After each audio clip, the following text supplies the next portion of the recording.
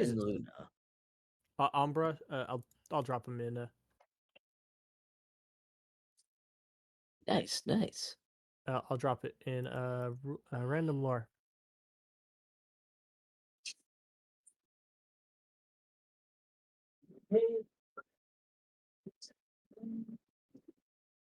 And we're live.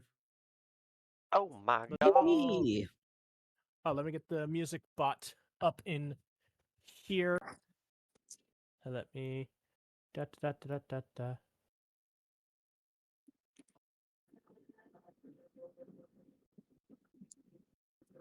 Streaming.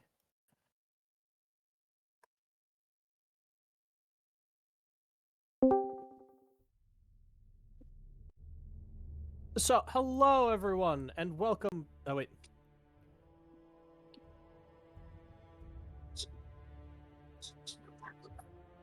Oh, the Uh-oh. thing hasn't. We're just waiting for the thing, What thing? the stream, because it's just saying start. Welcome to the Oh, stream. it's live on my screen. It's live on Nice. mine. Oh, okay. There we go. Russ, Hello everyone, and you know welcome there's a back- delay. You know, and I've refreshed and it's fine. We're good.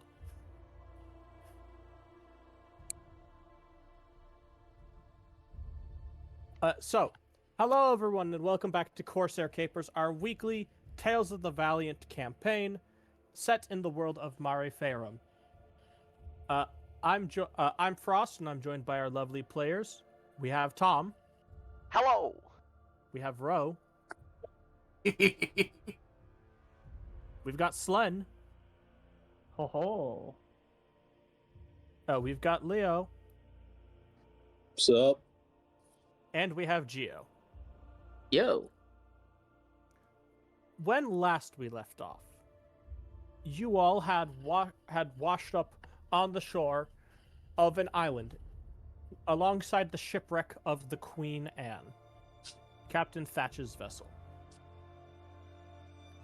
After making yourselves a relatively rudimentary shelter and scavenging for supplies, amongst which you found a bag of holding, full to the almost to the brim with platinum, you all decided to take a rest for the night.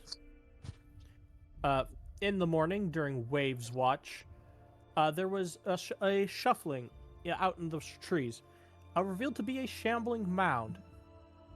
After a relatively short fight with it, there was a shaking in the ground started to shake as a handful of giants, alerted by the sound of Waves' thunderous spellcasting, were drawn to the area. With the tall cloud giant woman going, well, well, well, what do we have here? As she stomps over, or as she moves over, hey, Lenore, can you make me an athletics check, please? Or acrobatics, sure. your choice. Man, this is a tough one because they're both the same. Let's see about athletics. I'm sure it's gonna go great. That's an 11. She grabs you and just picks you up by like the legs and starts walking with you. And you hear in giant, brethren, a small folk blessed by he of the sky, of clear skies. As Wave, I'm going to need you to also make an athletics check. Wait, who? Wave. As you are sadly also grabbed by this fire giant, and say, and one blessed by and a small folk blessed by she of the deeps. Both of these are in giant. Lenore, you're the only one who understands them. As they start walking off with the pair of you. Oh. No. I don't know what's happening, but oh boy.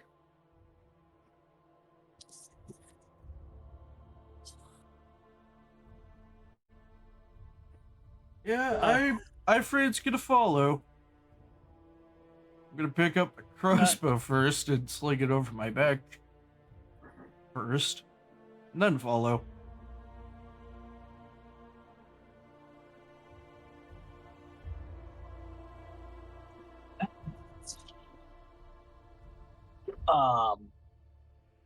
I suppose just like confused, but seeing as they're not trying to kill us. Anyone who wants to can roll an insight check. Love insight. I'm so good at it. Same.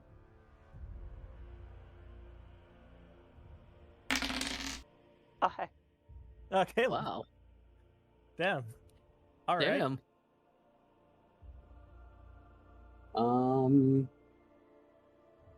Where is it? That's Upper on top. middle. 11.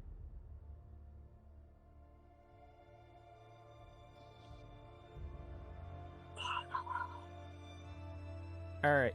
Let's see. Wave doesn't seem to. Are Wave, Van, or Lenore making insight checks? Well, I'll make one, even though I know what they're saying. So does that give me advantage or anything? I'd say yeah, it gives you advantage. That definitely Thank God. understanding what they're saying gives you advantage. in this case. Thank God. Because I have a minus thank one God. to it. Oh. Oh, Ah! Lenore. Lenore, you know nothing about giant culture. You just know the language. You're like, ah. Mr. Maris, we must remember to remain calm during situations like these. Yeah, both of you, Van, or not Van. Yeah, Van and Kalen. They seem not so much angry, but they're like sort of in a not festive's not the right word, but they're definitely like jovial. Well, when the Giants are jovial, it's a good thing. I think they're happy with the sacrifice. I say we, cash in on our luck and, leave them alone. Okay, what's your plan on how to get out of here? Take a raft. Yeah, the Giants are likely to have a ship. Well, yes, but where's the adventure in that?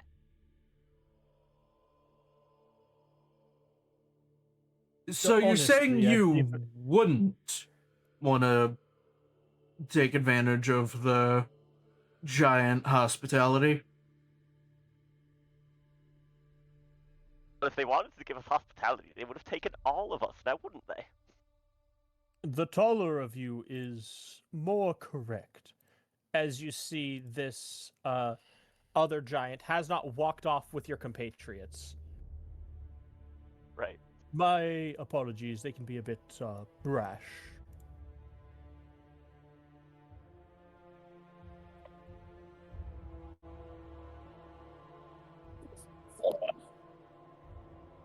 Well, what might our companions have been dragged off for?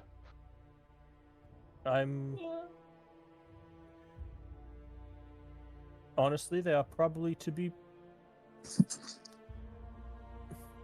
They're going to be asked to most likely join in the training.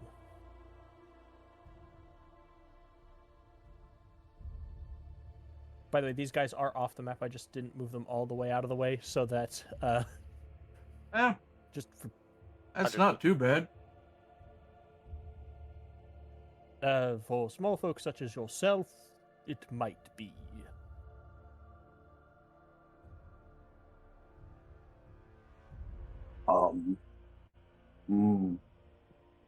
That'll be fine.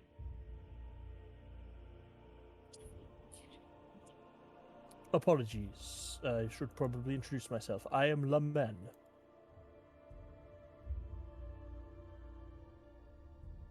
Which is LAM apostrophe EN. Boy, apostrophes. It's a pleasure to meet you. My name is... You can call me Van. Pleasure to meet you, Van. He sort of looks at the Queen Anne. Did you run afoul of some rocks? More like we ran afoul of the Navy. Oh. And a Well, royal. they are no... Oh. Well, they are no friends of ours. Feel free to come along. Yeah, we're definitely not any friends of them. Even more so now. Do I have time to get dressed? Certainly.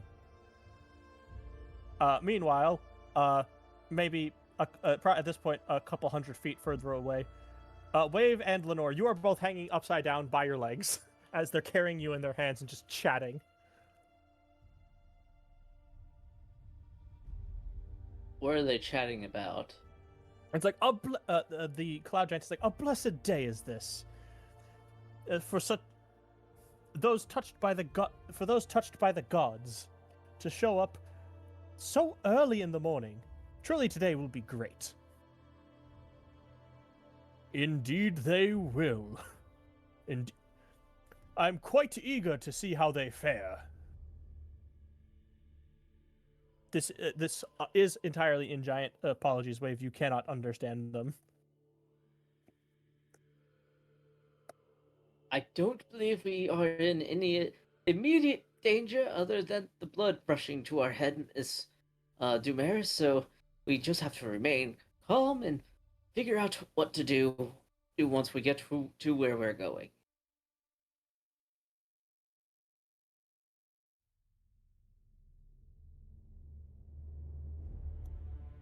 Wait, what? will call out to the giants. Excuse me, big ones? Yes. We're not exactly meant to be hanging upside down like this for long times. Do you think you could carry us some other way? Oh, certainly. As Wave, the one who's the fire giant who's carrying you, has his hand upside down, like takes one of his hands, puts it upside down, like grabs you, and then like flips it right side up. So now he's holding you by your midsection, but you are upright. This is a bit better, I suppose. It's definitely the thing is, he's holding you in the same way he would a sword, so his grip's a little too tight, but it is definitely better than being upside down.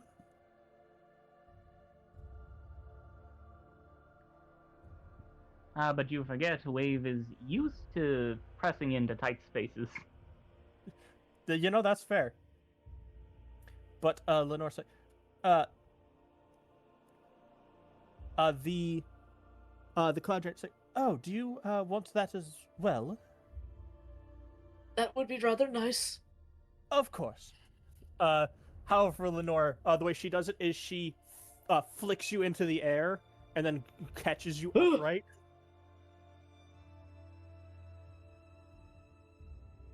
Good catch. Thank you. As I'm assuming, or as everyone else gets like ready to go with Lamen as their guide, I'm going to move y'all to the other map. Oh boy. All right, Can't wait to so see what this new map is. Let's see. Add to map. And then add to map.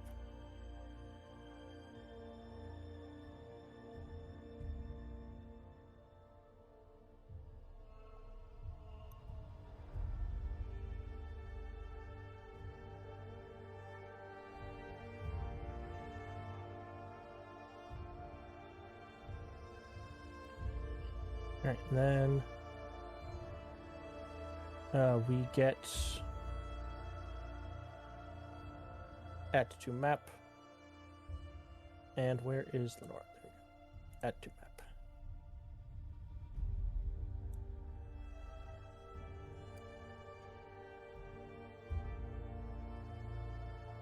There we go. As you see a giant encampment.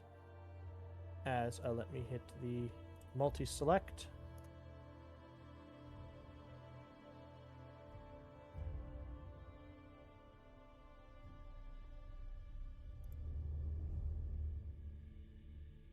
Can I be heard well at the moment?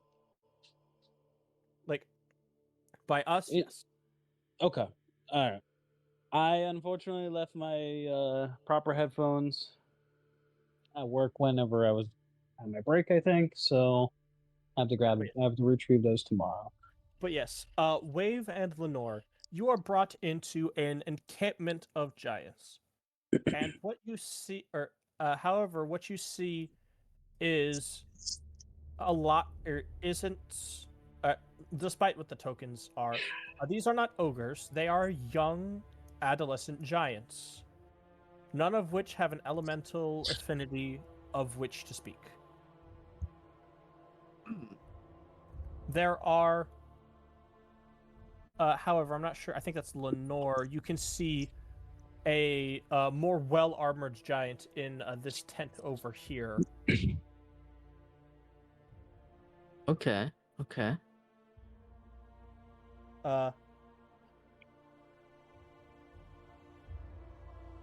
As the cloud giant is like, "Brethren, we have found small folk touched by the gods," and there's just like a general of people of the giants cheering. You can see that they're milling about the camp, sharpening weapons, tending to fires, and doing all the the stuff that you do. However, this seems like a very well set up camp.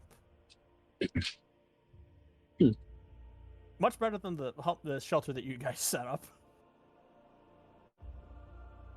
True.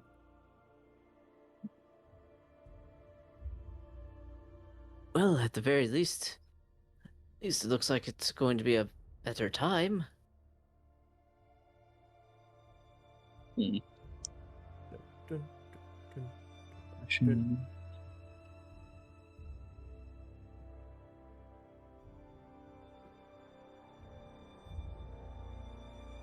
And a short while later,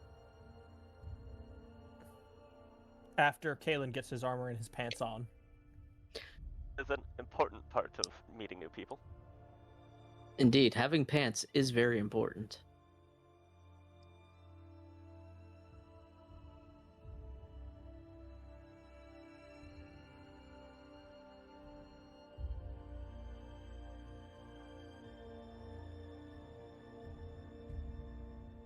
all right, and then let's see, add to map, add to map, add to map, add to map, and where is Kalen? Add to map. Here you are. And where is Kalen? Add to map. And then that, and then that. There we go.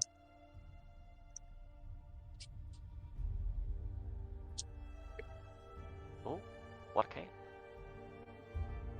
As you all see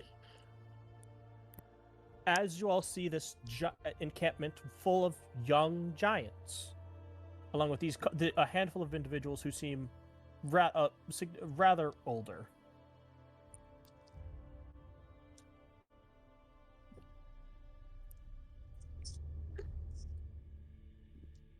Well, everyone, this is our camp. It's nice. Thank you. Master Ignix was the primary one in charge of the construction. In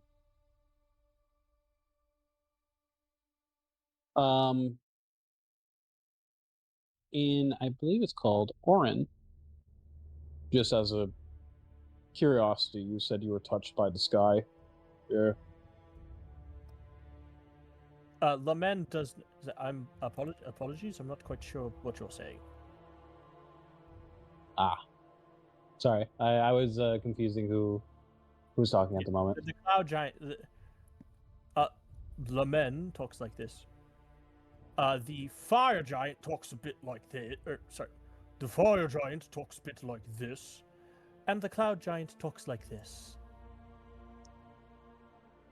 I hope it's able to differentiate well enough. It's all good. Yeah.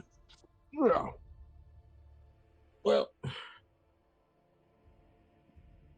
beats what we were doing, so I'm good with it.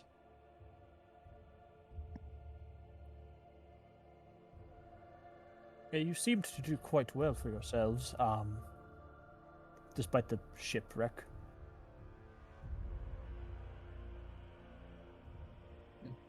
As Lenore, you can hear it. It's like, everyone, we have small folk guests. Please be careful not to trod on them.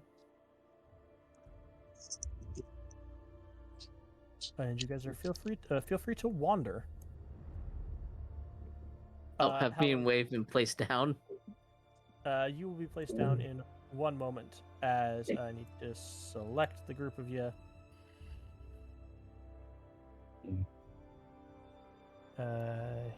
Here.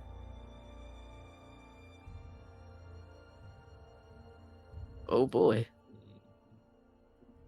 As the pair of you get placed down,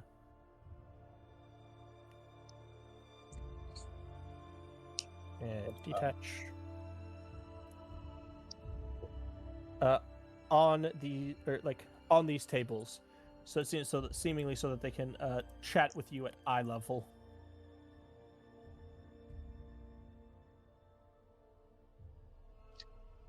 Well, that's polite at least. I would hate for them to have to crank their necks down to stare at me. But the cloud giant's like, "Hail, kinsman! Tell me, from where do you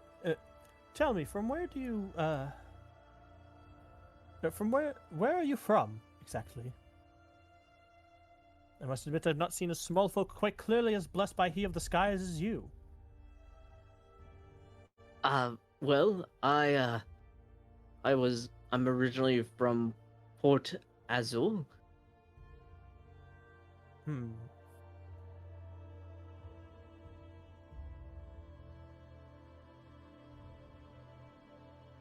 That's deep into Imperial territory. How did she just like sort of she gently like pokes you with a finger, but but the thing is, the finger is like the size of your torso.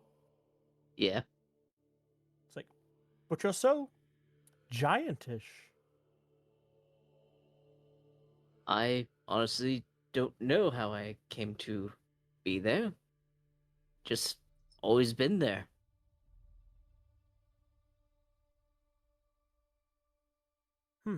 Interesting.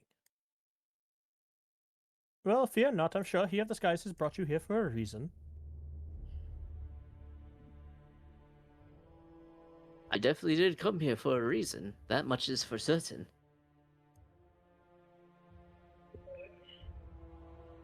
Meanwhile, Wave, she's like, well, you're very clearly blessed by She of the Deeps. That's not to be questioned. He's just sort of stroking his molten rock beard.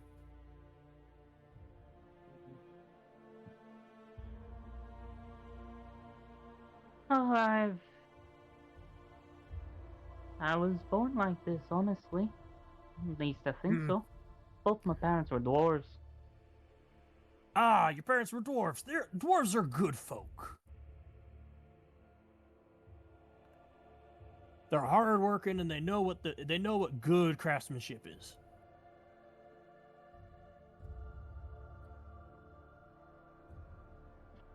Wave is a little taken aback and also slightly bashful at that.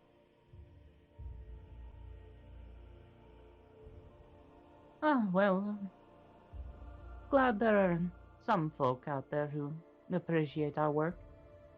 Well, of course we do. We're folks like us aren't really accepted very much by the Imperium, and dwarves got the same lot, you know.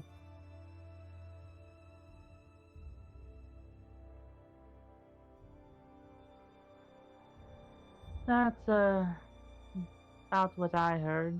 Of course, I'm still waiting on something from my pa. Well, you're certainly not going to be finding it out here in the middle of nowhere. Uh,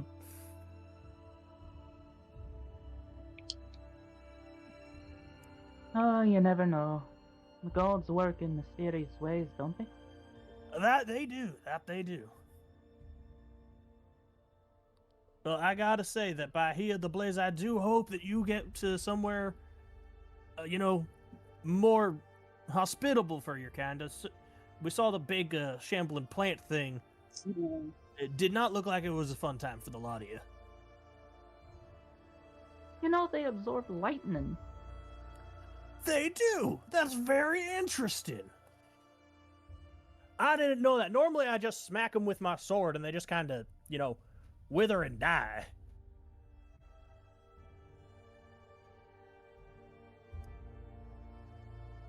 I was planning on doing that, but it died before I could smack it harder.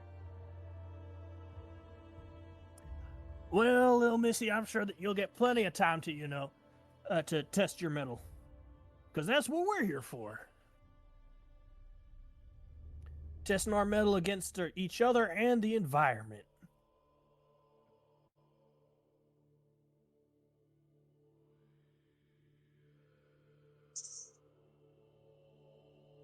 Doing some sort of survival game here, are you? Not really a survival game, mostly just training for the youngsters. As he gestures to all of the young giants around. You see, they're about to go through their proving pretty soon, so we need to make sure that they're ready for it.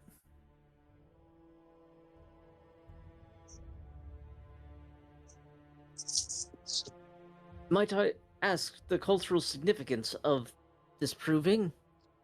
Well, the proving is when, the proving is when a young giant becomes an adult. They show themselves either with they show their mettle either with battle or with craft or some other form of way that they decide to express themselves, and then they undergo a ritual and dedicate themselves to one of the gods, and then they are transformed. And then, by their god's blessing, they are transformed.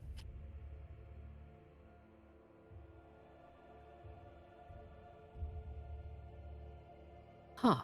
Interesting.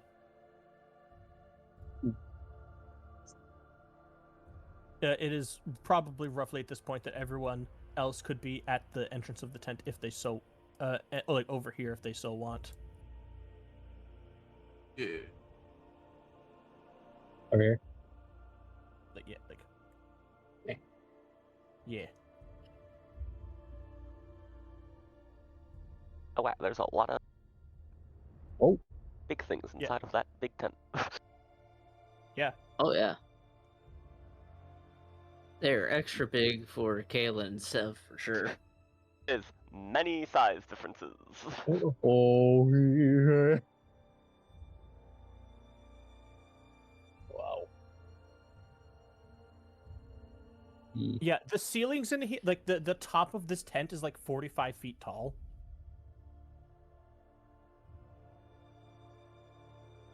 Mm. Well, that's just excessive. No, They're for people giants. that They're like 20 something feet tall. they're 20 plus feet tall, my guy. They need it. Any ceiling over 4 feet high is too much. This is for the first time Lenore is not in danger of hitting his head on something. Hail there. Ah, hail there, small frog man. Mm. Are you a frog? I'm not quite sure. That worked. Ah, yes. Toad, frog, it's all the same, really. Some just like land more. You see this guy over here is like, They're definitely not the same. Toads are generally wider. I think, and frogs are more lanky and springy. He's definitely more of a toad. Thank Hmm. you, Grom. As this hill giant goes back to cooking. Mm, he knows his stuff. Hmm. Well, I I was just curious about you. You I get a air of familiarity, I guess. Here, let me make things easier for you. And she will she'll lower like a mug, like an upside down mug, for you to like get Jump up on. to hop on, so she can bring you up to the table. All right. Yep. I'll take this elevator. The mugs, by the way, are like 7 feet tall. Yeah, they're like nearly Yeah, triple my height. they're like 4 feet tall actually. Just they're bit, so it puts you actually like on eye level with Lenore, roughly. Sweet. I was just curious. Do you? He's gonna say this in Orin. I was just curious. Do you speak with the wind? In Orange, oh, I do. Oh, this is quite wonderful to see a small folk who can speak with the wind in the same way. Yeah. Just. Hmm. It's always a nice, calm conversation at times, unless there's a storm. Then it gets rather loud. Well, yes, I can talk with those of. I can talk with the. With what he of the. With what What the fuck did I name him? He of Clear Sky, I think. No, I can talk with the denizens of the Lord of the Storms, with the Lord of Storms domain, but I generally try not to. Why not? The Lord of Storms and the Lord of Clear Skies don't generally get along, from what I understand. The Lord of Clear Skies is always cleaning up after the Lord of Storms, making sure that the cloud is nice and the sky is nice and pristine.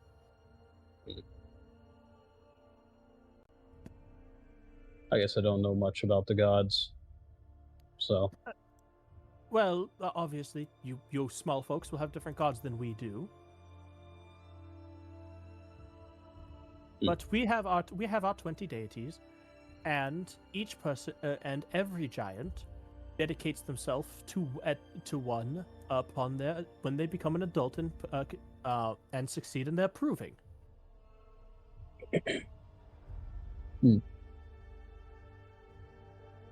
Interesting. I am blessed by he of clear skies. Ignix over there is blessed by he of the blaze.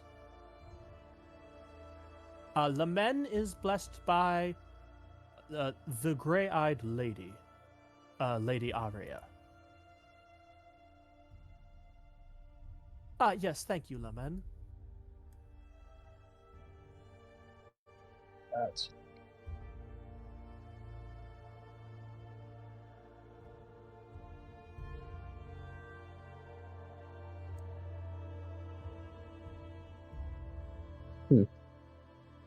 Grom over there is blessed by she of the forest, and Volg is around here somewhere, and he serves Mistress Battle.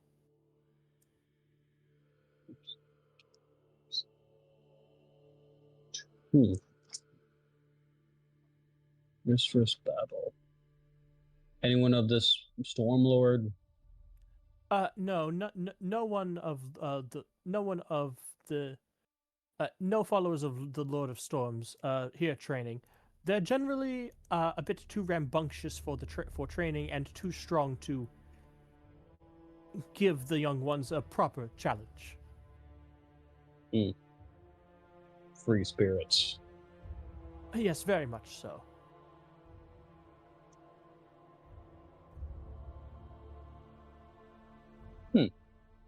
Yeah.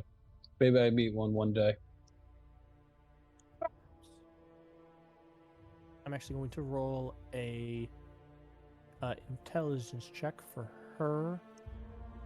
Lenore is noting all of this lore down about giants since he knows nothing about it for study later. I'm just going to roll for each of them. Yep, that tracks. That also tracks. And then Lemen.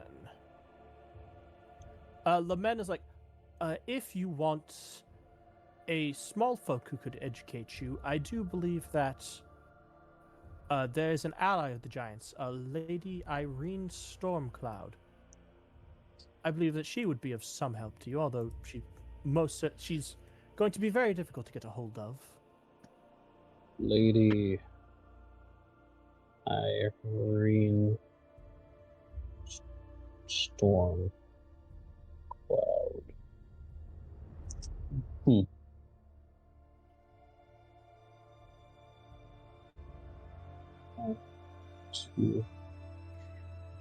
Interesting. She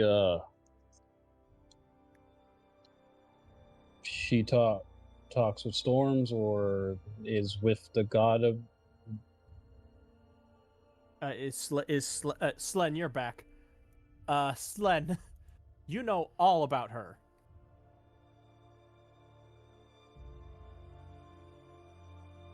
Aye, that I do.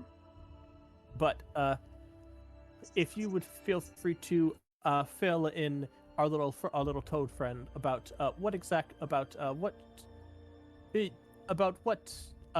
you would divulge about her.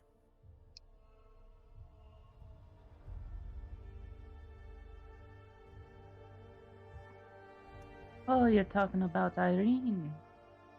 Ah, she's a wonderful boss, I tell you.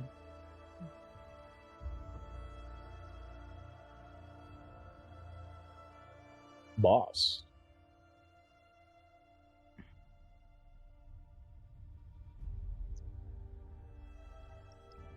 Aye, a boss.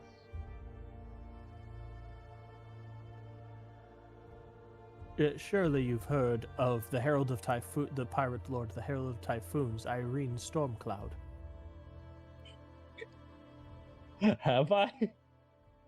Roll up the history check.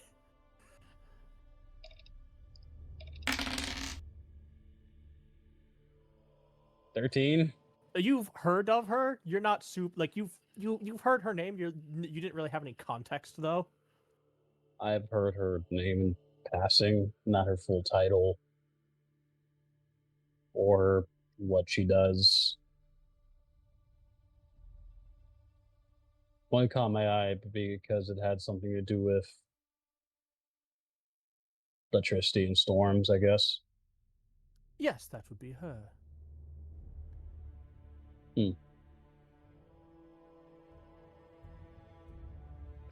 All right. Certainly interesting then.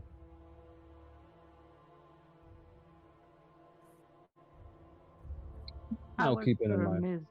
Stormcloud's fleet near 20 years ago, some 60 years ago, maybe.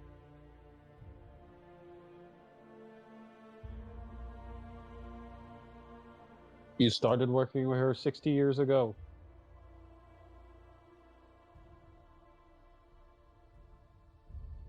Well, I'm nearly 100, lad. Things blur together a bit. Hmm.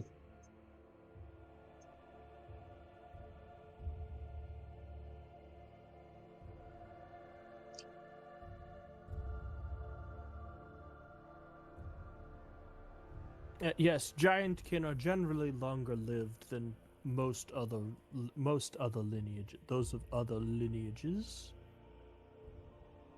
So is she, she's probably at this point she's probably about 120 something along those lines. I'm going to be honest, she's not really in my wheelhouse. I'm just generally well studied on the pirate lords.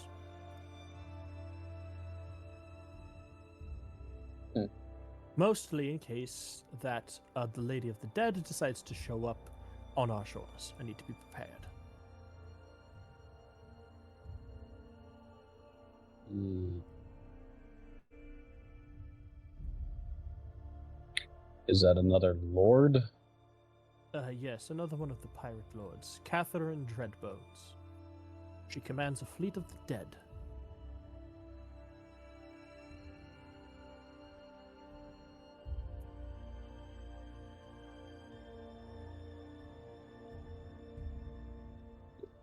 That certainly sounds like it. One would be able to smell it before seeing it. You would think so.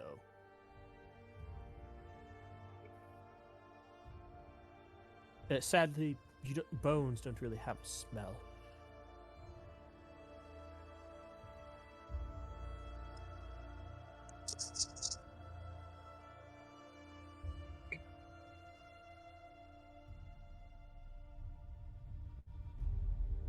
Do you have any other questions? Hmm.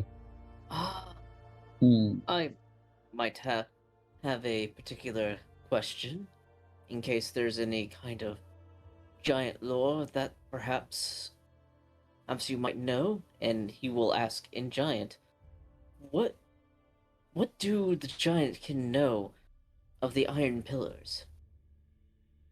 Ooh. Oh boy. Let me. If I need to roll something, I would be more than happy to. No, it's more so that I gotta roll for them to see what they know.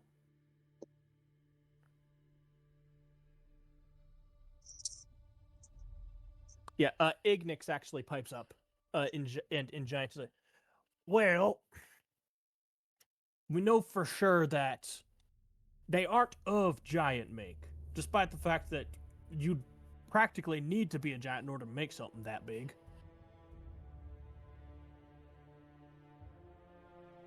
And they're colossal. I mean, they reach at least a mile down to the ocean floor and stretch several hundred feet above the surface. As for the runes on them, I'm not versed in magic, so I can't really say. Hmm. But they're not a giant make, and while they're magically warded and all that, they're based on tales and legends. They're more than 1,000 years old, but less than 2,000.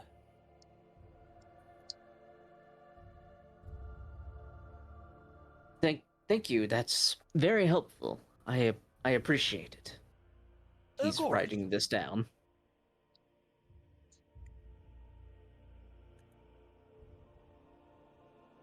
Why'd you ask? Academic curiosity. Ah, you're one of them book learners. I do a lot of studies into ancient things and ancient cultures. There's and all sorts of things like that. So it's just part of my purview, and well, this just seemed like the perfect time to ask. Well, you're not gonna find a culture much more ancient than the giants. Except maybe for dragons. But, dragons are usually none too keen to, be talking. Of that I have little doubt. Especially if you're running, especially because most of them work with that Iron Druth. They're Who? the draconic pirate lord, great Ah. adamantine dragon. Ah. Then I will have to keep an eye out for that person and They're not know to avoid them. They're not a person. Dragons are more spirit-like. Oh, Trust me, that thing has done so many raids on Jotun, and just we drive him off, but then she comes back 30 years later, and it's the same goddamn dragons, even though we know we killed some of them.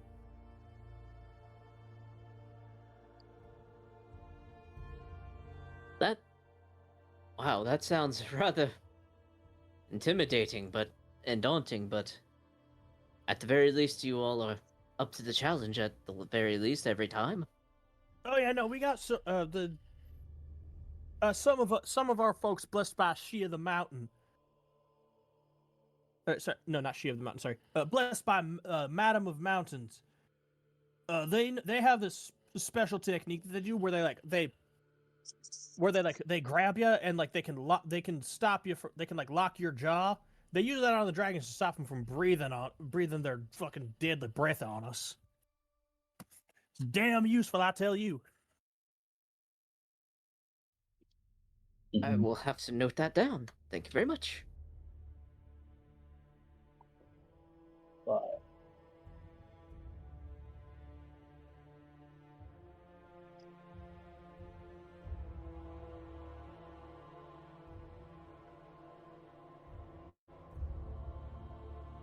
But Van, Kaylin, what are the two of you up to?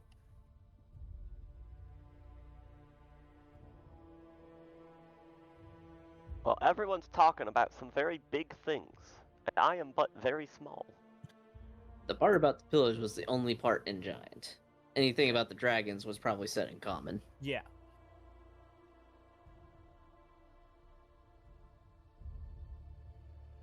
So, if I had to make a guess as to what Kalen would do, it would be to come over to one of the tables and attempt to climb up it so he can get at some of the food that's on him. Roll me an athletics check. Hmm. Roll me You got athletics this, to little climb. man. I believe in you. Yeah, 15. you're able to scale. Let me just double check. Yeah, because I think the best thing for you to do is actually not go directly up the table. It would be to go up these like to use the rope on the side of the barrels over here. Yep. And then jump across. Because Yeah. with the 10-foot run up, your jump distance is equal to your movement speed. Oh wow, that's a very long jump. Yeah. The Tales of the Valiant just does it better. big jump. Big hops. And now I have access to all of the food. There's so much food. And This young hopefully giant this here is like, teenage this young giant is not here going to get mad. says something to you that you don't understand. I ignore him and eat food. He didn't seem to be angry. He's just like Lenore, you heard like hello there, small man, in giant, but Lenora will respond to the giant. Forgive him, he was starving. oh no, it's quite all right. We got plenty of food. Don't worry, we have plenty of food. Especially because it looks like he couldn't even finish a giant chicken leg. Something tells me he's certainly going to try. Meanwhile, Kalen eating a giant chicken leg. Definitely trying. If he could have understood that, he would have been trying harder, but... Roll me a con save. Alright, con save. You're able to get about halfway through the giant chicken leg. But the problem is the giant chicken leg is like Size. for reference, a giant chicken is about your height. Yeah, so I'm eating something the size of my leg. Yeah, Yeah. exactly. That seems reasonable. Ironically, I believe that Lenore could probably handle a giant chicken leg. Yeah, Lenore, you could handle the giant chicken leg no problem. It's just that Kalen is small. True. The fact that you even got Continue. half of it is impressive.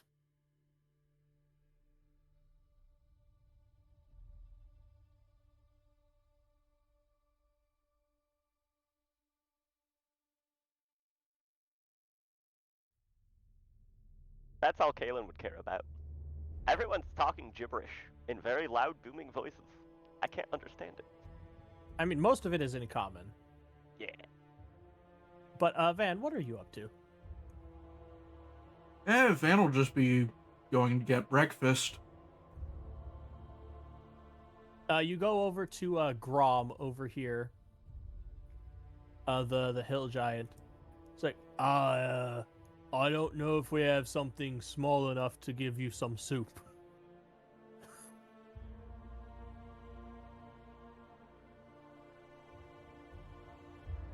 Got some nice hearty stew for breakfast, but he holds a ladle, and like the bowl of the ladle is the size of your fucking torso. Yeah.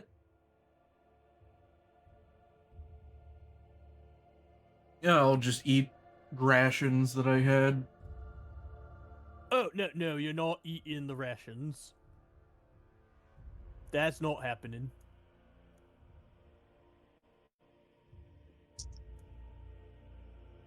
We'll figure this out. One second, I'm gonna roll an intelligence check for Grom.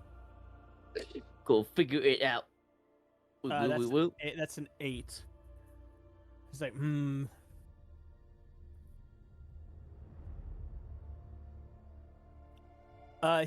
he's not figuring it out. He's just like,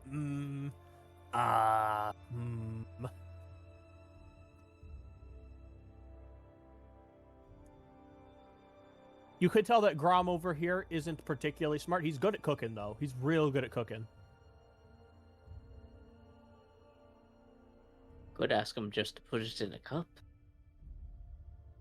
Ah, yes, a giant's cup. Yeah, why not? The problem is that Ask him to put it in a giant kid's cup. a giant kitty cup. Yes. A giant sippy cup. Why not? Surely they would have one on hand just in case.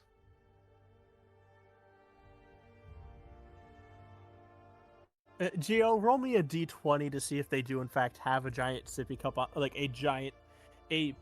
which, by the way, a giant sippy cup would probably be like twice the size of like a Stanley cup. They did not. 9. Damn. I am very sad.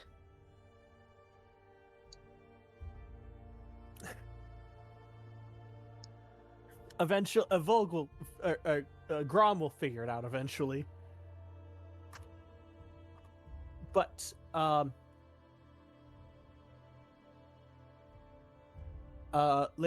Aria is like, well, by the way, you never introduced yourself, small one. Oh, myself? Oh, I'm sorry. I forgot. I am Lenore Seabreeze. Nice to make your acquaintance. Lady Aria of Yoden. Pleasure, my Lady Aria.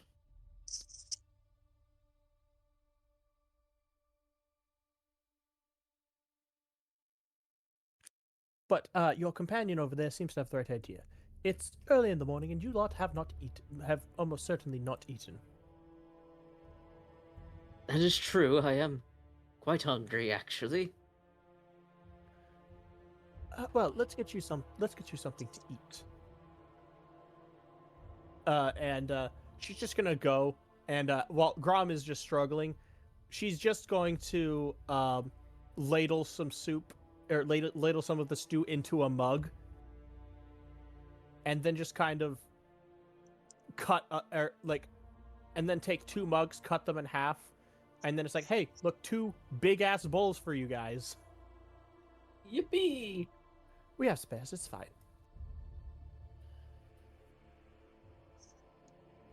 Thank you very much. He's going to enjoy his morning stew. Sev, would you also like some of the morning stew? Yes. 1 second, let me roll a cooking check for Grom. Oh. You know, one of the good things about giant food is that A, it has more nutrients because it's giant, and B, it has more flavor because it's giant. Hell yeah. It's like a savory, like, it doesn't feel like a breakfast stew to you guys, but it's savory with like some chunks of meat that you're not sure exactly what it is, but it tastes good. As well as some like root vegetables like potatoes and carrots. and it's very well seasoned. It's definitely something to give you energy for like training in the day. Mm. Good. Good soup. Good soup. Soup. Good soup. Delicious soup.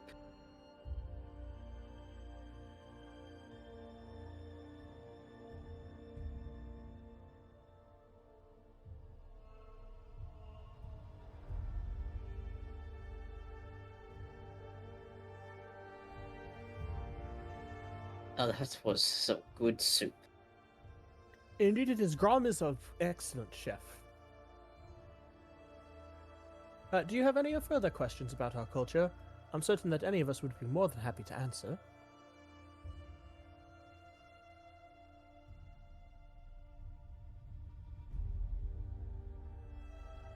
I don't currently. Does anyone else?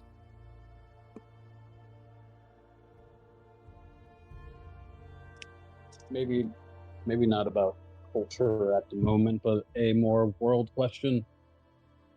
Yeah. Yes, of course. And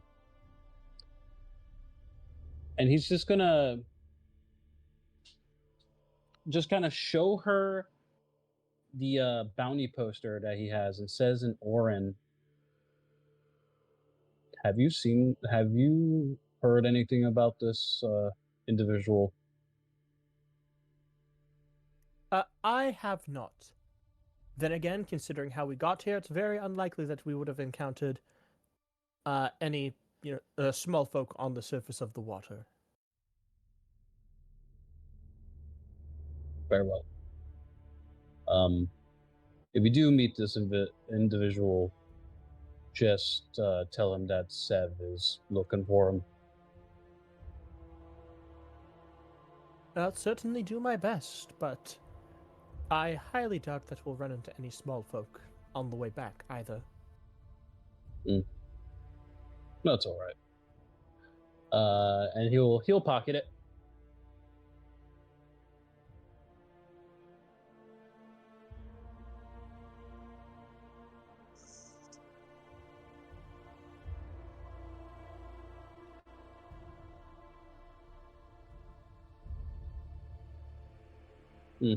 Good, very good. No further questions at the moment. I mean, there's a lot more giant gods. There's a True. lot of them. I mean, Sev has heard the two that he's most interested in. That's up to other people.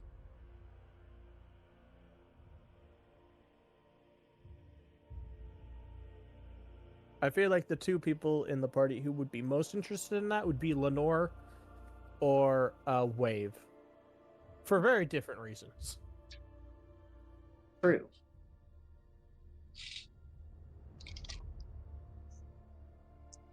Of course.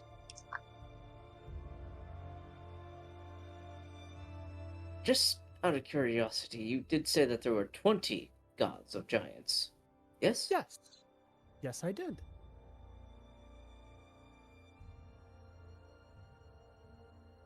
Very fascinating. What? You don't have to give me their names, but what are their sort of domains that they look after? Well, they don't have names so much as they just have titles. There's the Grey-Eyed Lady. Her dominion is the Dead. She has it is said that her gray eye is the moon Umbra, and that she watches both the living and the dead through it. Fascinating. There is Mistress Battle. There is Mistress Hunt. And then there is Mistress Night, Lady Fate, and the Constellation Painter.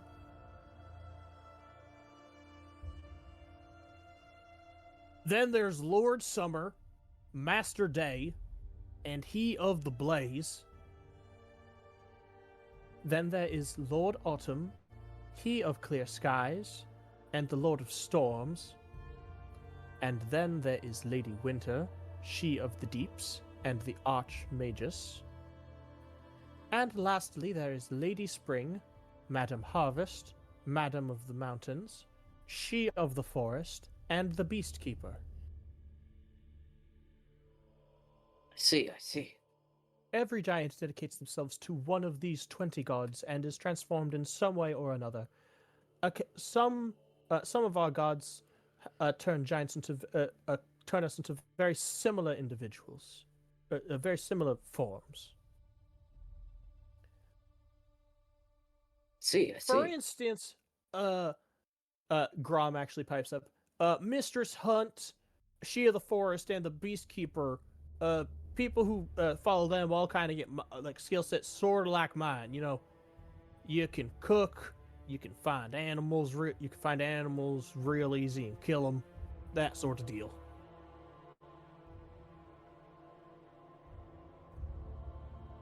I see, I see. Fascinating.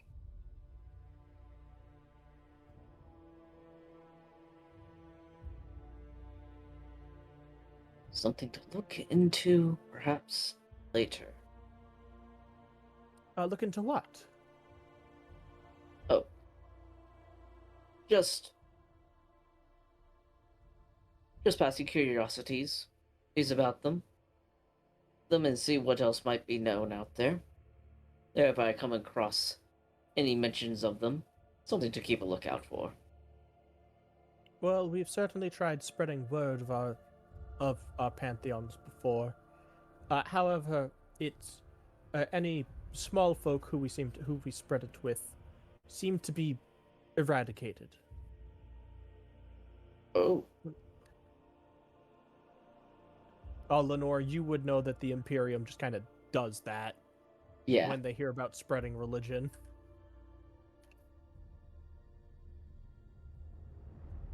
Ironic. Mm-hmm. What's ironic? Oh, apologies. If that seems rude, they seem so eager to snuff out divinity, yet so seek its power. Like all of like the three the three adult giants in the room just kind of like raise our eyebrows like, what? Wait. Ah, shit, this wouldn't be known by most people. No, it wouldn't. As Dr. Kalistrik pipes up. Most people are not aware of the experiments of the imperial families, and it's probably best not to mention to describe them in polite company. Well, if the polite company have anything to do with the Imperium, then they're not exactly polite to me. Well, I understand, but this company is quite delightful, I must say. I see. And they for sure don't have anything to do with the Imperium. I misinterpreted what you meant. Yes. No, it's more so that these people are having breakfast. I feel that it is not wise to inform them about what exactly they do. Very well. As I'm not sure exactly how you know, but I can hazard a guess.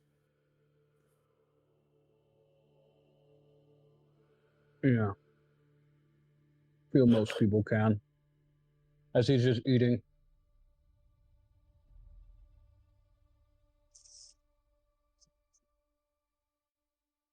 Drinking his soup. Good soup. Oh, thank you very kindly. I appreciate it.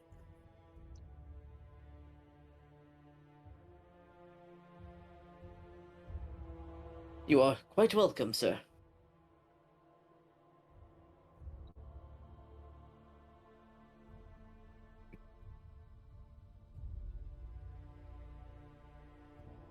I'd like to know more about this She of the Deep.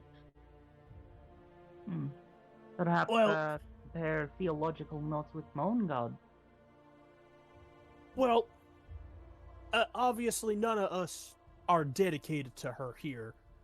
Generally, those dedicated to the She of the Deeps either become what you small folk would call a storm giant, or they're a smaller form that more directly has control over the water. It's sort of a flip-flop thing, kind of coin toss on that. But She of the Deeps is our god of the deep ocean. We don't really have a god of the shallows. It's more so like, once you get out to the point where, you can't touch the bottom no more, that's when She of the Deeps takes over.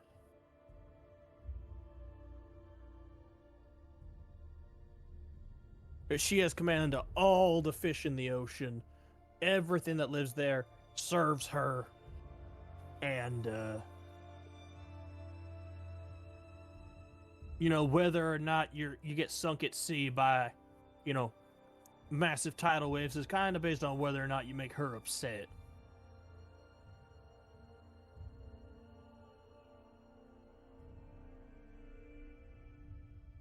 Oh, what about your guy, little lady? Well, my god has quite a few similarities, actually. Pakua is usually shown as a real big shark. That's I quite mean, interesting. bigger than this tent big. That's quite interesting. She of the Deeps is usually depicted as like an octopus sort of person, sort of creature. I don't want to say a kraken, because it looks, but something along those lines. You know what I mean? I understand.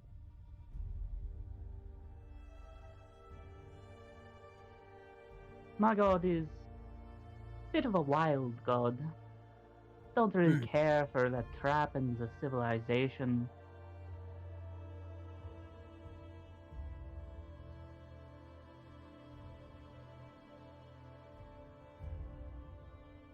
When we, well, I say we,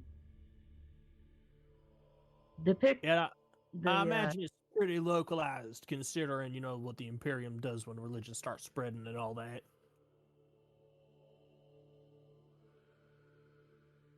when we show it as the dangers of the sea, great sinking storms, waves and whirlpools that drown you to the deep, and the great predators hunting for a meal.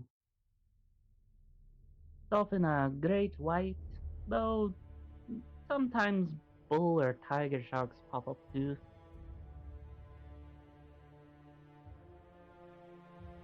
But when showing the gentle side of the ocean, the calm winds, guiding currents, and all the nice little beasties that can help those stranded in the waves.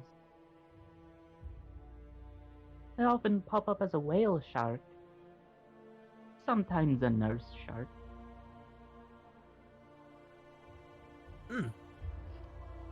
That's quite interesting. Yeah, we don't got any records directly on hand. I mean, there's some up there, but he points up.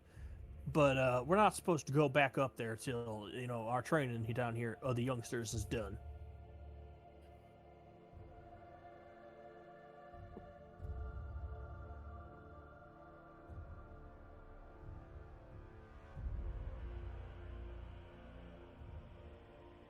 So, what all does this training entail? Well, there's some survival training that we were doing last week, but next couple of days we're gonna be practicing, fighting, actual. Although we're typically not going to be fighting other giants because we generally get along, but it's good to know sword play just in case, and also makes it a lot easier to hit a small. If you know how to use a sword, right, or a hammer, or whatever not you're using. Actually, it'd probably be a real good idea for you lot to join us if you could. You know, typically if we're getting into fights with people, it's against small folk. And, Lady Aria cuts him off. It would be quite advantageous for our youngsters to know how to fight people along more your size.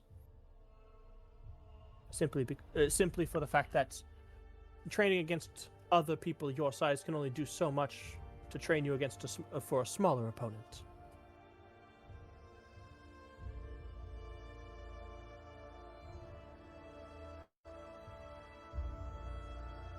I don't really see why that would be an issue if anyone else doesn't believe it would be.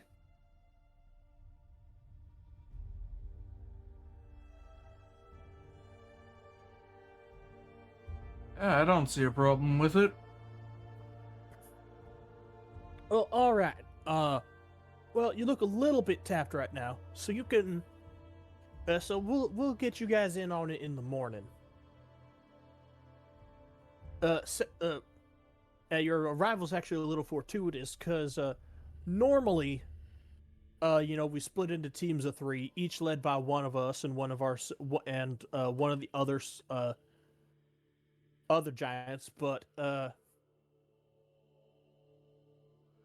our giant dedicated to Mistress Knight is actually sick right now, so he's up recovering until he gets better.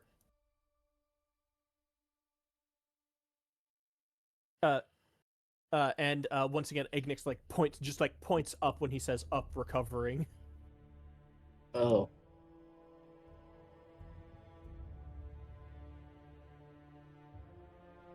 What?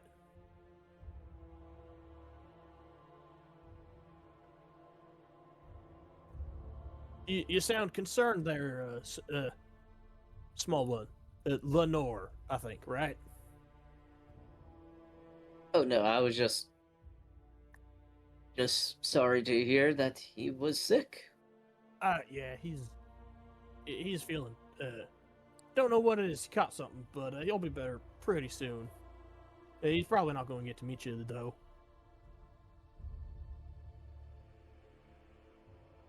I see. But yeah. You help us out with this, and we did steal a small folk boat about a month ago. We could lend you that to get you to wherever you need to go. Oh, in that It- case, it- we it's should definitely help out. It's a little beat up, so it'll probably get you like one place, and then need extensive repairs. But it'll at least get you one place. What's the type of giant your the friend that's the giant that's sick? He's an umbral giant. Oh. Oh. I recognize that. At least the word umbral. Well, yeah, he's dedicated to Mistress Knight, so you know.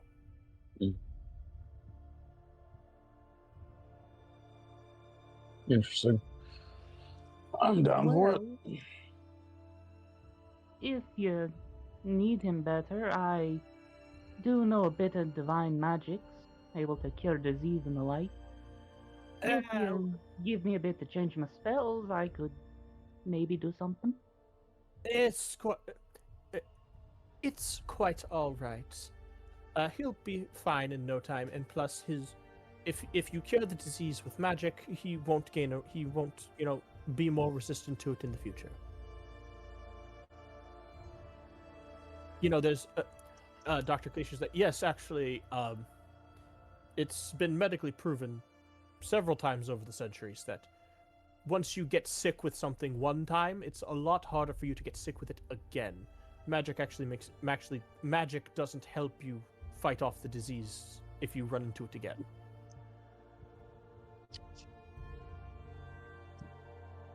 Mm. So he's dealing with his own type of training then.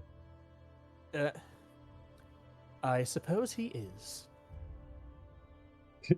Meanwhile, it cuts to him.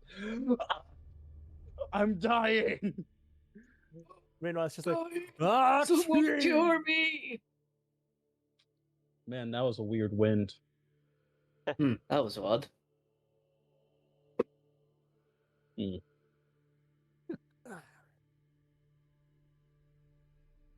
Mr. Kalen, have you enjoyed as much as you were able to? I don't think I could eat a bite more. You now have half movement speed for the rest of the day. 1 second, I have to update my weight. It's gone up quite a bit. We're just gonna have to roll him around like a barrel.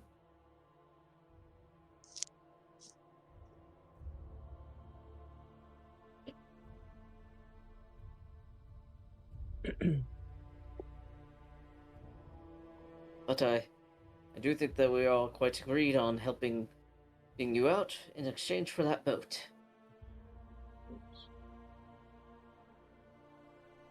Wonderful. Now then, you're going to have to pick one of us. So again, normally it's either myself, Ignix, or Lamen in charge of a group, and then we're accompanied by either Volg, Grom, or Borig, who's the sick one. Along with, in this case, it would be 5 of the youngsters. But the 5 of you are going to be taking the place of Borig. Oh, 6 of you, I suppose, although it seems that the good doctor here isn't much one for fighting. He's more so one for making sure that people don't pass out. The aftermath, so you can say. No, I'm quite good at ascertaining people's capabilities. He seems that he's very good at taking care of you in the middle of a fight. I meant more for the sake of the exercise, but that's up to him ultimately. That's very true.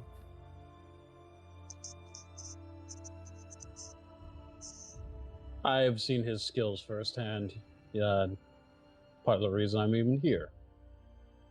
In the middle of a fight. But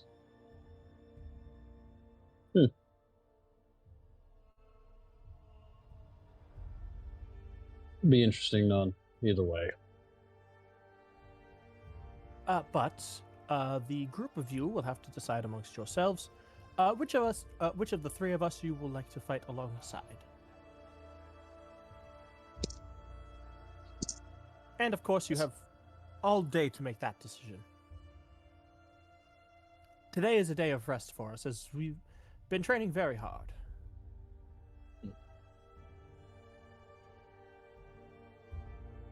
Fair enough.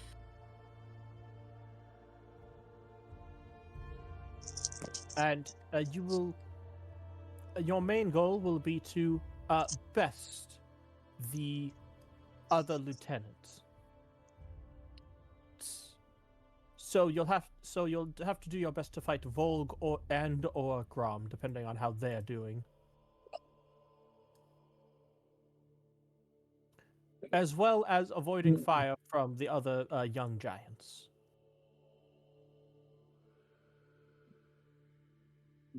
Understood. Well, since we have the day, I actually had a curious question. Yes, of course. Does the giant language have a alphabet? Of course it does. Certainly we have something around here somewhere. Though perhaps your friend here would be able to write it down smaller for you.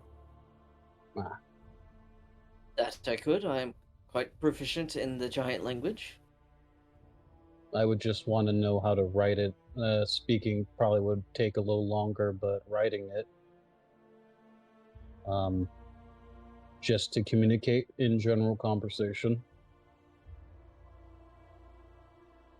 I do pretty good understanding the meaning of words, even if I can't understand them. But communicating back is a bit harder.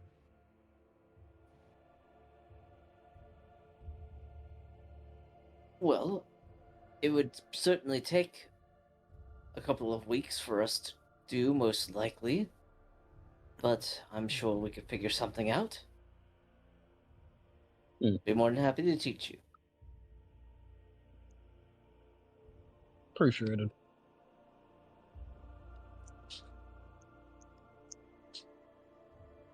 Anytime, friend. Gives a little Yeah. smile at that. But yeah, the giants disperse and just sort of have their day of revelry. Eventually, Volg does come in. He's a big giant. He actually wears like full armor and a shield. Oh, And he big. He do be a big man.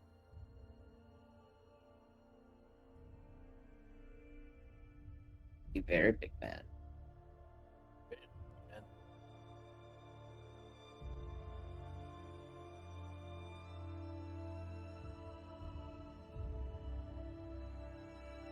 But yeah, the giants. I'm actually gonna just put all the giants, or all of the young giants in here too.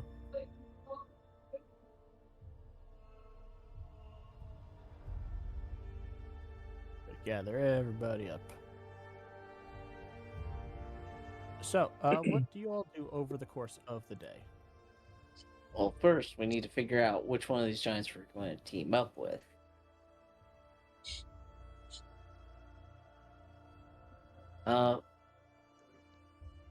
Who has a preference right now? I don't. Cloud giant. Cloud giant? Mm-hmm. Oh my god, there's suddenly more. Yeah. Okay, so Sev is for Cloud Giant. And what about you, Kalen?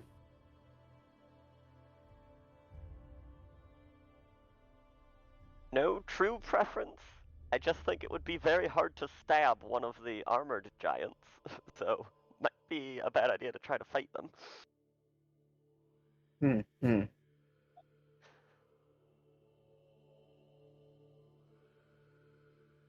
So far, we've got 3 no preference, and at least me and Sev want to join the Cloud Giant. So I guess that means me and Sev win that contest since the rest haven't voiced any opposition to it. That makes sense to me.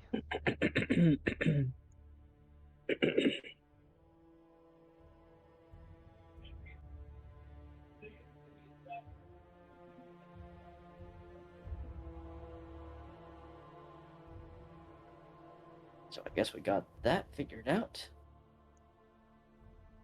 So let's see what else is there to do over the day? I mean, there's a lot of stuff. Like, what do you guys want to do? Like, that's up to you guys entirely. What you guys want to do. There we go. I'd say for most of this day, Lenore is definitely going to be writing in his like journal that he has about how things are right now and what he's learned. So he's going to spend time doing that.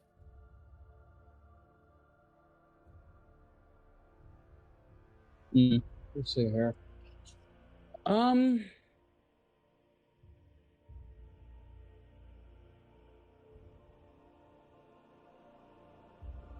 Sev wants to look for a giant seemingly trying to train, who seems like they are trying to speak to the wind. Like one of the young giants.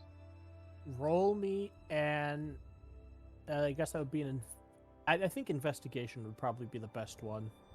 Is it investigation or insight? Ooh, That's either a good or, question. your choice. Okay. I'll roll an insight. Oop, that's the wrong thing. Insight is stop it. There you go.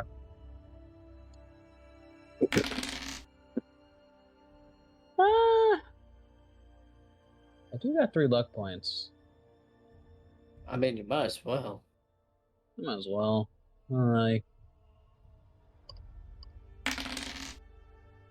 Yeah. There we go. That's a lot better. You do find you find one of the giants or two of the giants over here are actually trying to converse in Orin, but you don't understand the giant language, but you can very clearly tell that they're getting frustrated because even with the language barrier, you can tell one was like, you're saying this wrong. And the other's like, well, you're saying that wrong.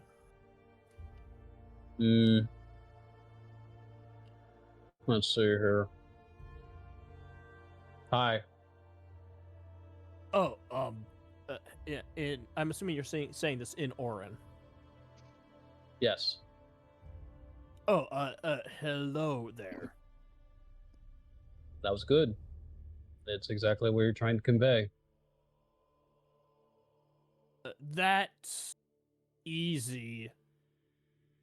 More complicated, hard to get across. Let's see.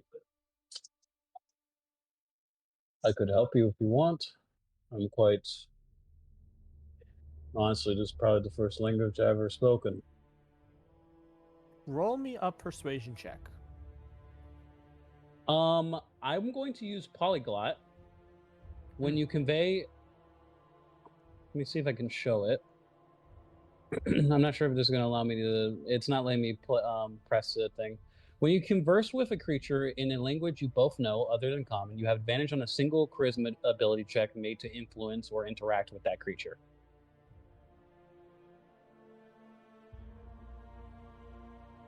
So I will use my one-time ability for that to roll it with advantage. There we go. I got it. I added it to chat, so now you can click in and look at it. Okay, let me just do it. There we go. Yay. Polyglot. Nice. Polygot. All right. Make me that persuasion check. That will be... Well, With let's see if I roll higher. A 22 22. is still very good. And they're like, yes, True. that would be very nice. Lady Aria wants us to learn without her help. She's very strict about it. Like I said, I have quite a bit of experience teaching people language. Hell, I can speak with hands. You can talk with your hands? Do they Yep. make noise? Nope. That's the point. Whoa. What? they're just baffled. What? Just... Bro, Teach can us you the- believe it? Teach us your ways, O speaker of hands. I'll do them both at the same time, but focus on my words. They're technically 2 different languages. Okay. And with advantage, because they're very eager to learn, roll me, I would suppose this would be another persuasion check in order to teach them language. So I have a curious inquiry about the secondary part of my polyglot. Yes. When you make an ability check related to understanding the meaning or of a verbal or a written language you don't know, you can essentially, you can add proficiency, or if you're already proficient in the relevant skill, double your proficiency. Would teaching other people who don't understand a language count for this? Yeah. Okay, so this will be double proficiency. So this will be a +8. Yep. And you're doing it with advantage. So that is a 21. So these guys already have rudimentary Orin, right? That's the very easy part. The harder part is teaching these guys how to especially because the problem is your hands are very small. Mm-hmm. So trying to show them the intricate hand motions of communicating in common sign language is difficult. But they seem to be getting the basics of it pretty quickly. As one of them actually, what they do is they take a piece of glass and they put it in front of you to magnify you so they can see better. Yes. Omega Frog. Good. Enlarging frog. So you begin teach. So now you look about the size of a medium humanoid, and they can more clearly see the gestures you're making with your hands and your arms. Phrase with.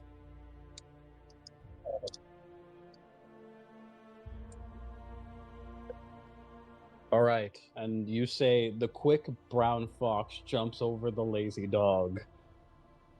And that they. I'm Quick going to question. roll. Yes. How many fingers does Sev have? He has. I think he has 5, but they're webbed fingers, right? Yes. Okay, just checking. All right. I'm gonna roll an intel. Or I'm going to Is roll that an intelligence. would that be a speech impediment? No. Also, I I'm gotta gonna roll- assume in a world with multiple creatures with like 4 fingers, that there is probably some ways that goes about. I think it'd be considered a stutter. With advantage, I'm gonna give these guys an intelligence check with advantage. Okay. All right.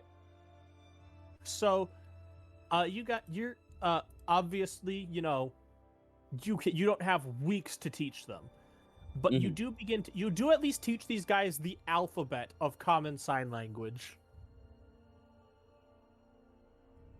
which at the very least they can use to slowly spell out words for to talk to common people, or to talk to small folk.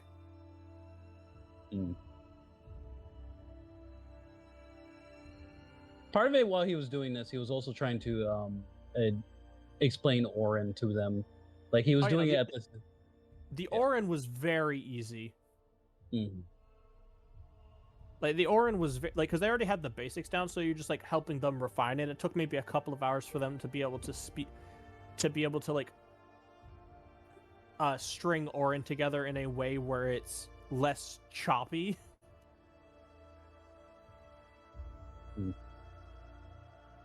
The common sign language is what takes the rest of the day, however. It's good. It's still good if you have to be silent while but still need to talk to an ally.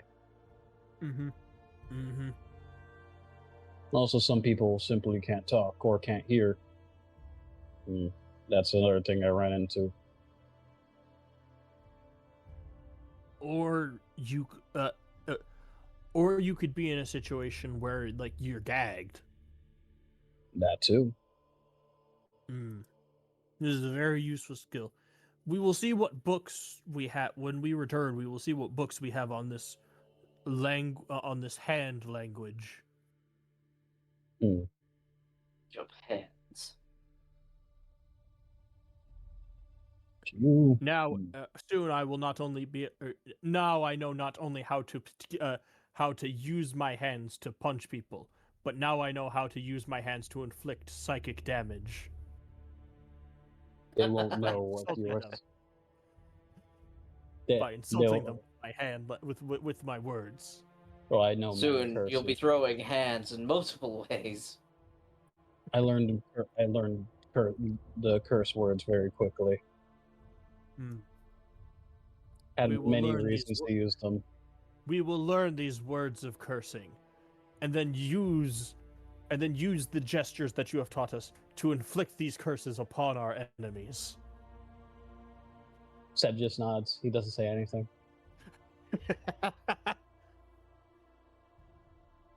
He's just like, in sign language, he says, good. Yeah, they but yeah, you think that they missed what you meant, but you know they got the spirit. That works. It's like, yeah, all right. The spirit's there. The mind, not so much. Nah, they're getting it. Van, what do you do over the course of the rest of the day? I don't know. Crows around, are there? There are birds on this island. Yeah, what kind of birds? A lot of tropical birds, toucans, parrots, that sort of dealio. I'll see if I can train a parrot to take a message for me. Make an animal handling check. This will be at disadvantage. Fair enough.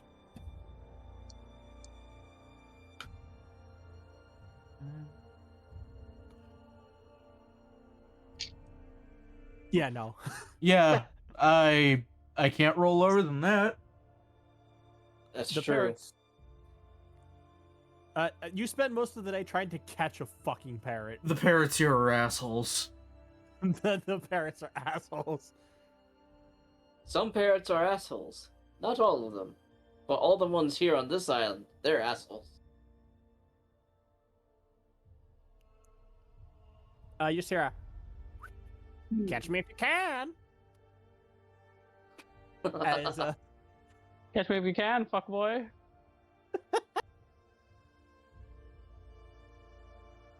Life holds many doors at Van Eyfried. life has many doors, Eyfried boy.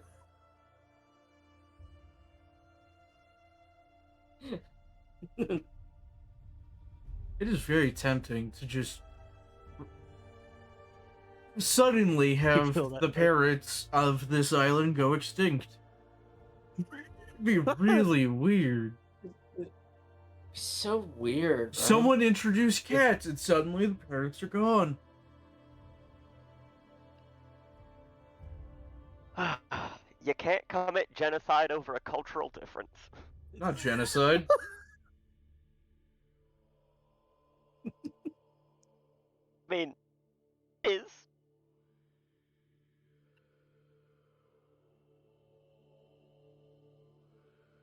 It's called hunting. However, Van, roll me a d20. Oh boy. I don't know how to just roll a d20. The Bottom of the chat. Ah, yeah, there's a little dice icon. Then just click the d20 once and then hit roll. All right. 13. With that, make me a perception check. As you are frustratedly chasing asshole parrots. Swear to God, the boy better be here. Yeah. You see a fat little gray pigeon bumping into trees. Seriously, how does he even fly?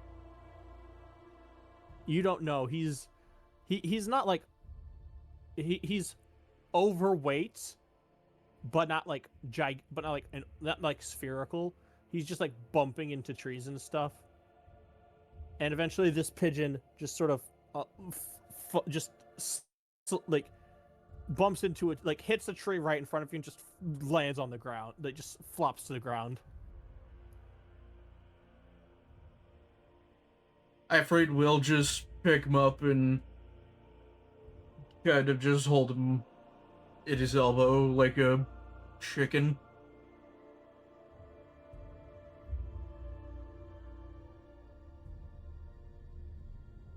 What have you got for me today, my little friend? He has a small a scroll in his messenger bag for you. Ifrid will unfurl the scroll and start reading it.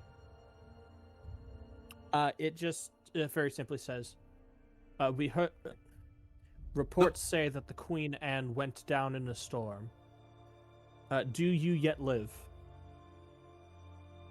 And there is a quill and a small pot of ink for you to write on the reverse side. He will write, yes, washed up on an island, found some giants.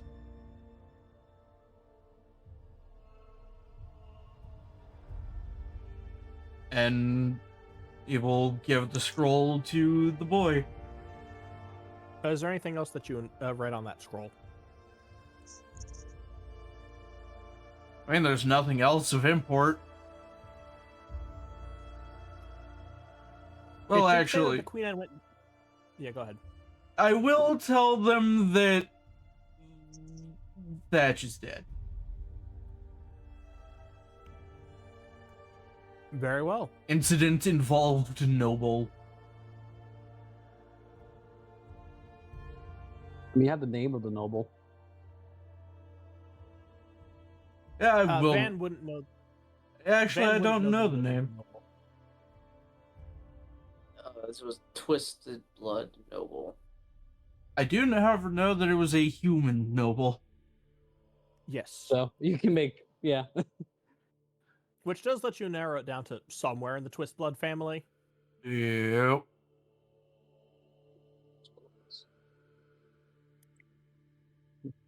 Involved Twist Bloods.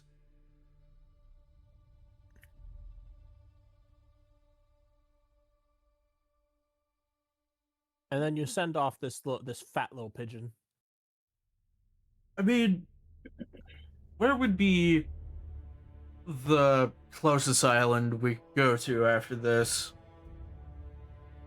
Almost certainly it would be Port Verde. Yeah. Heading to Port Verde. Be there within, like, Probably what? a week. A week? Yeah. Be there in Probably a week. 'cause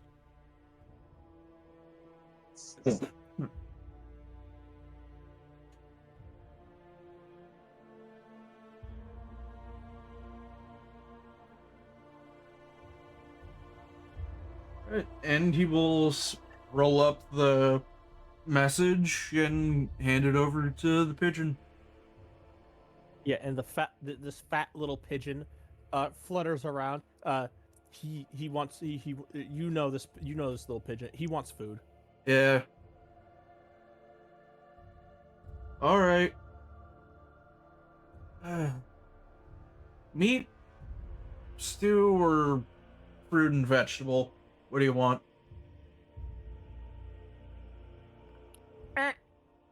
It I don't believe you have speak with animals.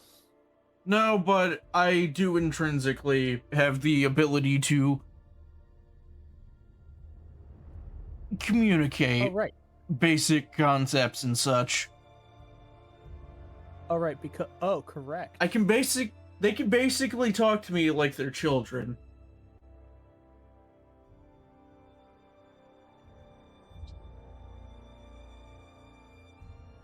Make me an animal handling check. With advantage because of your beast affinity.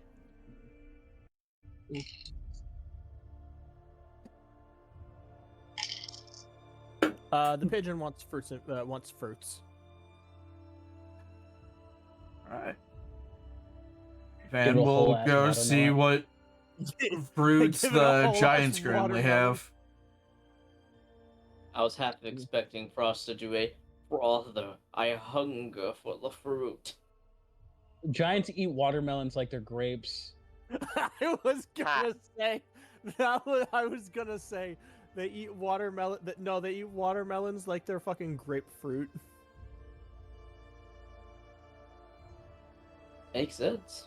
They cut them open and they scoop them with a spoon for at breakfast time.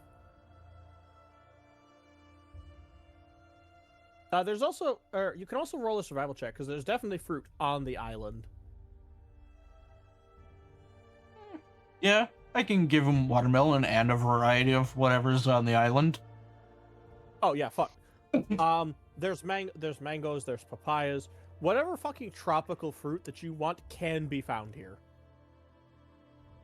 Banana. Yeah, I just get him a human portion because he eats a lot. Yes, this fat fucking pigeon eats so much. Fat fucking chonker. To be fair, he needs the energy. Yeah, he does need the energy. He's flying long distance.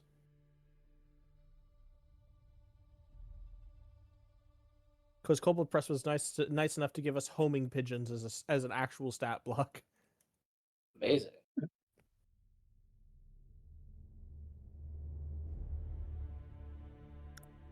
But yeah, you give this pigeon plenty of food. It looks like by the time that the pigeon is done eating, it looks like it looks almost perfectly spherical. Huh. Yet another orb to ponder. Much The Borb. Ponder the The- Borb. The boar The borb. Borb. Borb. What wisdom does the Borb have for us today? Fruit. Fruit. But yes, your fat little pigeon friend takes off very slowly, but he is capable of flying. That's why the messages take so long to get to you. Mm-hmm. Because all it has that big chungus of a bird. Where does he come from? Where does he go? Nobody knows. Kanaja. But you'll know of his approach from his heavy panting.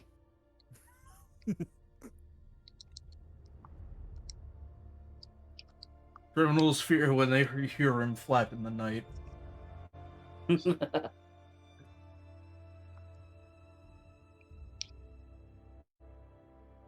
He is vengeance. He is the night. He is Bat Pigeon.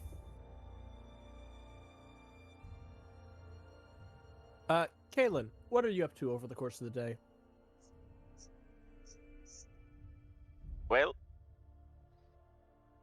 I have free time. I must bury my barrel of treasure. Roll me a survival check to find a spot to bury your treasure. And it has to be somewhere with some sort of natural landmark so that I can make a map and come back and get it later. Where's Yes. survival on this list? I'll get you.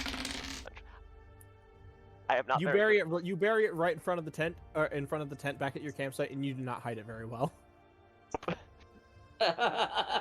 Might be for the There's best. like an if I'm active real pile honest. of loose dirt right next to where I put it because I didn't even bother smoothing out the land afterwards. Correct. It's probably for the best. Perfect. It takes you all of an hour to get that done because you did such a shitty job. I literally dig a massive X into the ground and leave it there.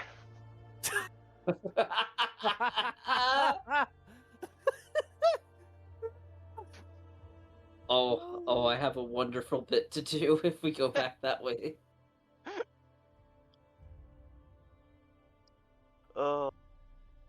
Knows a ship will you guys' probably other- pass by, see it, dig it up, and take it with them. I was gonna say your guys' supplies is still generally there. Like Lenore and Wave's stuff is still there. Didn't Yeah. pack up the camp or anything. Caleb put No. his clothes on, and we walked over here. That was it. Very true. Oh, that's gonna be fun. Anyway, Kalen would spend the rest of his days telling all of the young giants that can't understand him about how awesome of a pirate he is. Roll a deception check, and I'm gonna say with advantage because they don't understand the fact that you're bullshitting. Hell yeah. Oh, we're good. He can't keep getting away with this. He is going to be. There's nothing we can do. All right, wait 1 second. Inevitable. He is inevitable. Kalen, I believe that several of the young giants actually do speak Dwarven, so you're able to start telling them stories in Dwarven, or in Dwarvish. Excellent. What sort of story, like, what's the story that you tell these young giants that they absolutely believe? I shall embellish the story of how we ended up washed up on this island. Oh my god. It is not Oh, that the no. Navy was investigating a passenger ship. It's that we raided the headquarters of the Navy on a single ship, took out half of their fleet, and then unfortunately ran ashore due to battle damages and ended up here. But, you know, if the ship had survived, we had took so much loot from the Navy headquarters. And we heroically saved Sev. Yeah, Yes. you broke Sev out of prison. Yeah.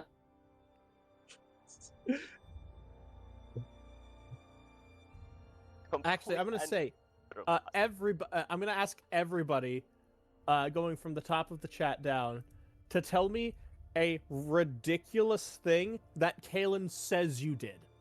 Yes. Oh, So we'll start dear with Gene. Lord. Oh. Oh, no. Instead of making an illusion of Sev, I summoned an illusory kraken to distract the ships. All right, Leo. No. Not Um, illusion. He summons actual Kraken. You know what? He's Fair. an actual kraken. Yeah, an actual kraken.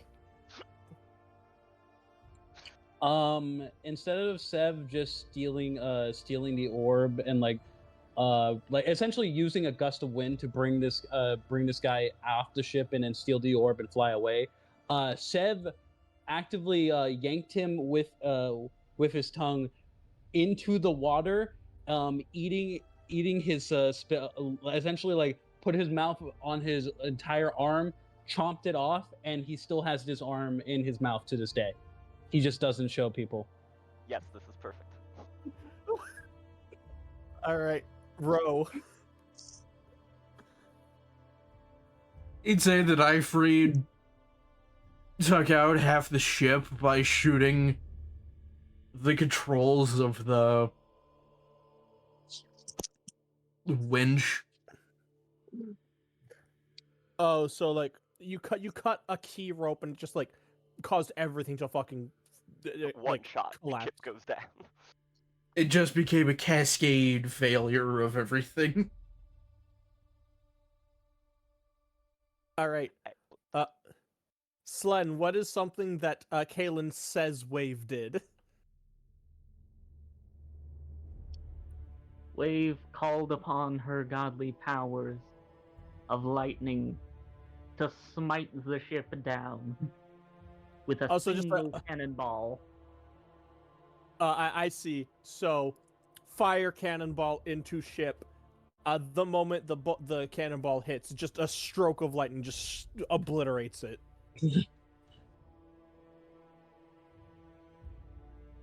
And yet the cannonball was unharmed. And They lastly, still be flying through the air today. Tom, what is something absolutely ridiculous that Kalen says he did, specifically?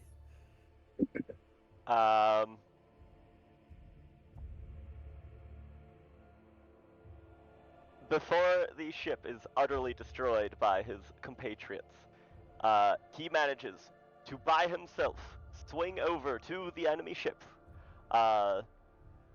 swirls around, slashing at the entire crew, gets into a one-on-one fight with the Vice Admiral, which he swiftly beats, and then dives into the water, swims back to his ship as the ship explodes behind him in all of the lightning and crackening and shooting and cascading.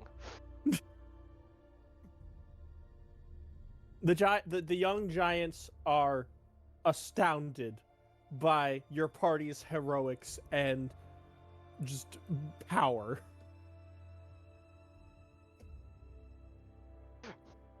Well, They fully we are the believe that battlefield, and I shall train you. yeah, they fully believe that they're actually all like the guys near you are actually like, no, we want to be on your team. We don't want to get absolutely destroyed. Oh my god. Oh no. Oh, this is Caleb, great. what have you done?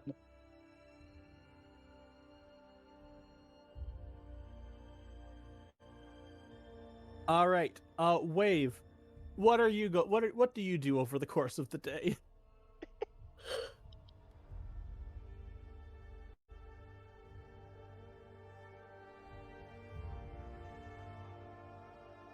Wave is probably going to spend her time trying to learn written giant. That's gonna take quite a while. I didn't say she would be good at it. You know, that's fair. Roll me an intelligence check.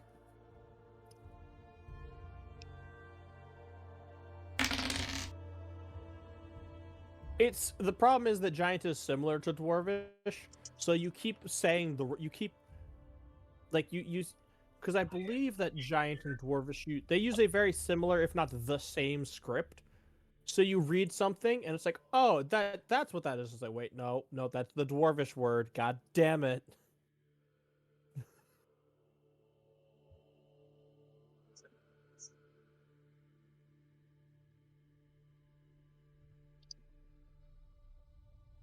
Honestly, that tracks. Wave's not waves. Wave is not book learned.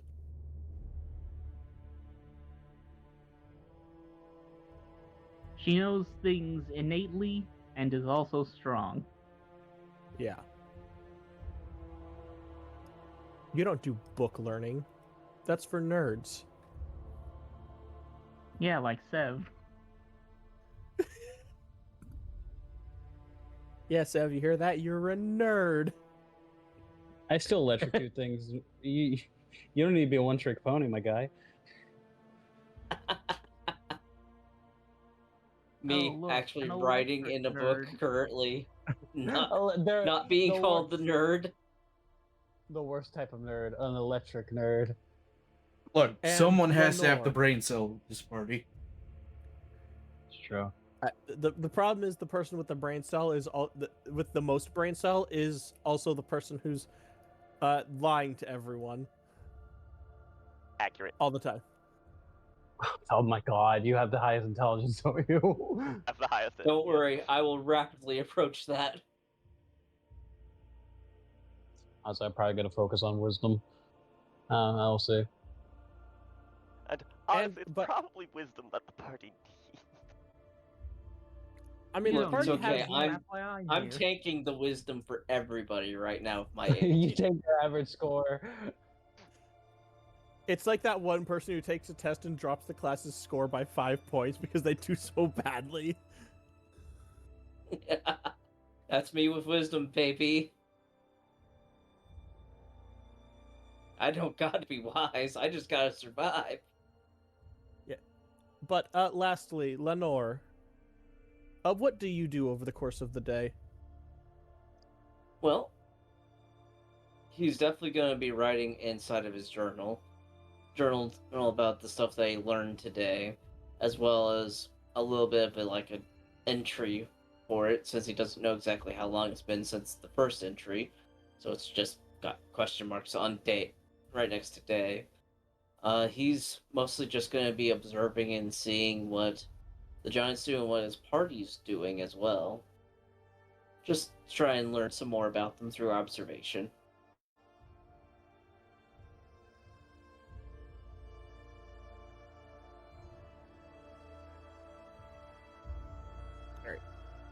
Eventually, Lenore, after you see Dr. Calistri talk for a bit with Lady Aurea. He actually comes up and approaches you and says, I never did get to take a look at your hammer.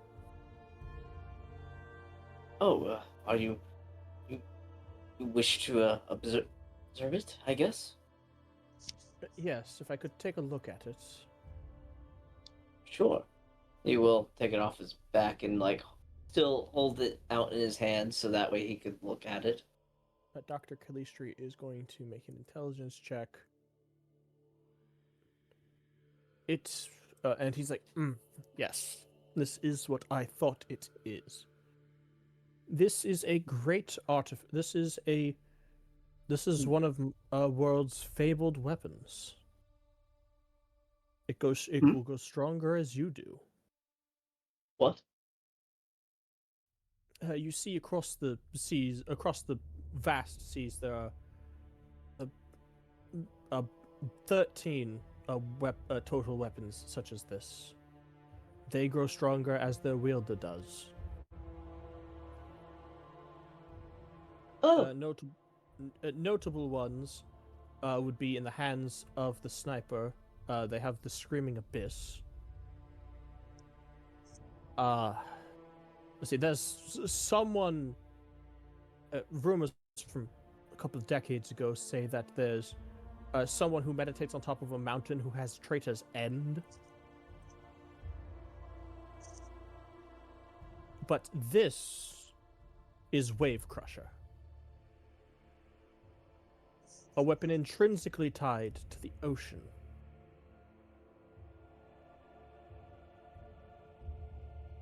huh. It is said that each swing of this weapon is like a mighty wave crashing down upon your foes.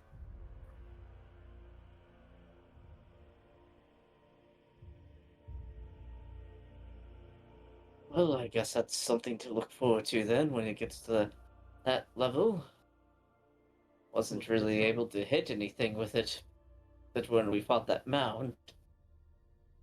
Yes, but you also just woke up and were disoriented. I believe that you will find how to use it in time. I would Although, certainly hope so.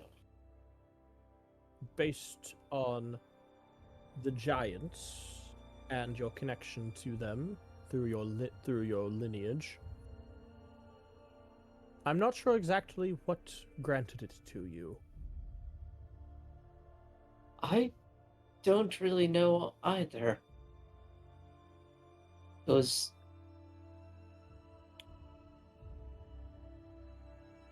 was just a simple thing. Something asked me to find it. And that was all that was asked. Well then, maybe it is She of the Deeps. Maybe it is Pakua'a. Maybe it is some other. Maybe it is some other oceanic entity. We're not quite sure. Lenore, feel free to roll an insight check. Sure.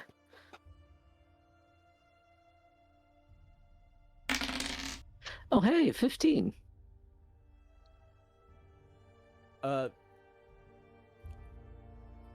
Dr. Calistri seems to be deep in thought, trying to figure out what sort of... Well, regardless, whatever it is a creature of the depths. And you are a seeker of eldritch knowledge, so I'm certain that it has bestowed some sort of aquatic boon upon you.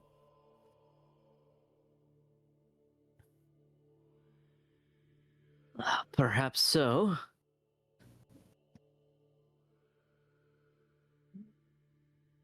Perhaps we should see what the gifts were granted. I noticed that during our fight with the mound, you shot a jet of highly pressurized water instead of the standard beam of magical energy. Yes, that was quite different than what I am normally able to use it for, but it's really all I could really do. before. Perhaps I saw that one of the other small structures over here had targets. Perhaps we could see and figure out what abilities you were granted by your patron. Guess it couldn't hurt, just to see what was going on, at the very least. Plus, if you know now, it'll be something that you can utilize tomorrow. That is very true. Might as well. Were there spells that you were capable of casting before you, for lack of a better term, sealed this pact? I am very good at understanding languages. I was able to use the spell comprehend languages quite often without much issue. That is very good for someone in your line of work. Also, I know the minor illusion cantrip, as that's also very useful in my line of work, after all. Yes, indeed. But that's about all I knew. Well, let's see if we can... The magic that you were granted by your patron shouldn't be too difficult to figure out. It will come naturally. Not quite as naturally as Sev's magic, but whatever magic was granted to you will... I'm not quite sure how to explain it. I'm not a practitioner of magic myself. I learned a long time ago and I swore off of it. Oh, I see. Not really my cup of tea. I'm more of a practical doctor at this point. Very well.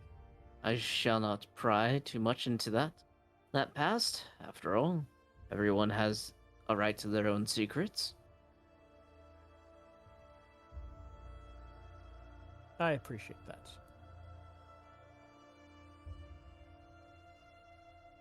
But, yes. Let us see if we can't find out where some targets are and see what I can do.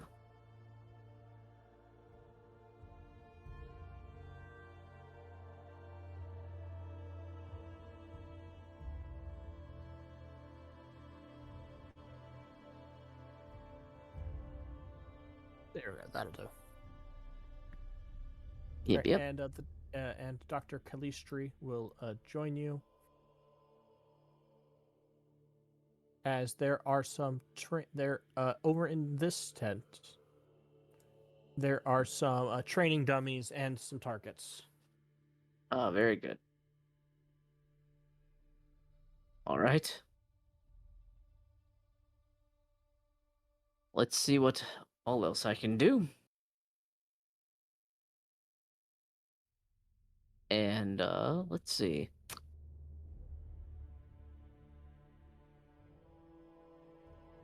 I have 3 spell slots at the moment. You do also have pact magic, so you do actually have technically 5. True. Technical 5. So I think that actually lets you cast all of the spells that you now know. Yeah. Although probably don't want to do all of them off rip, but Not off rip.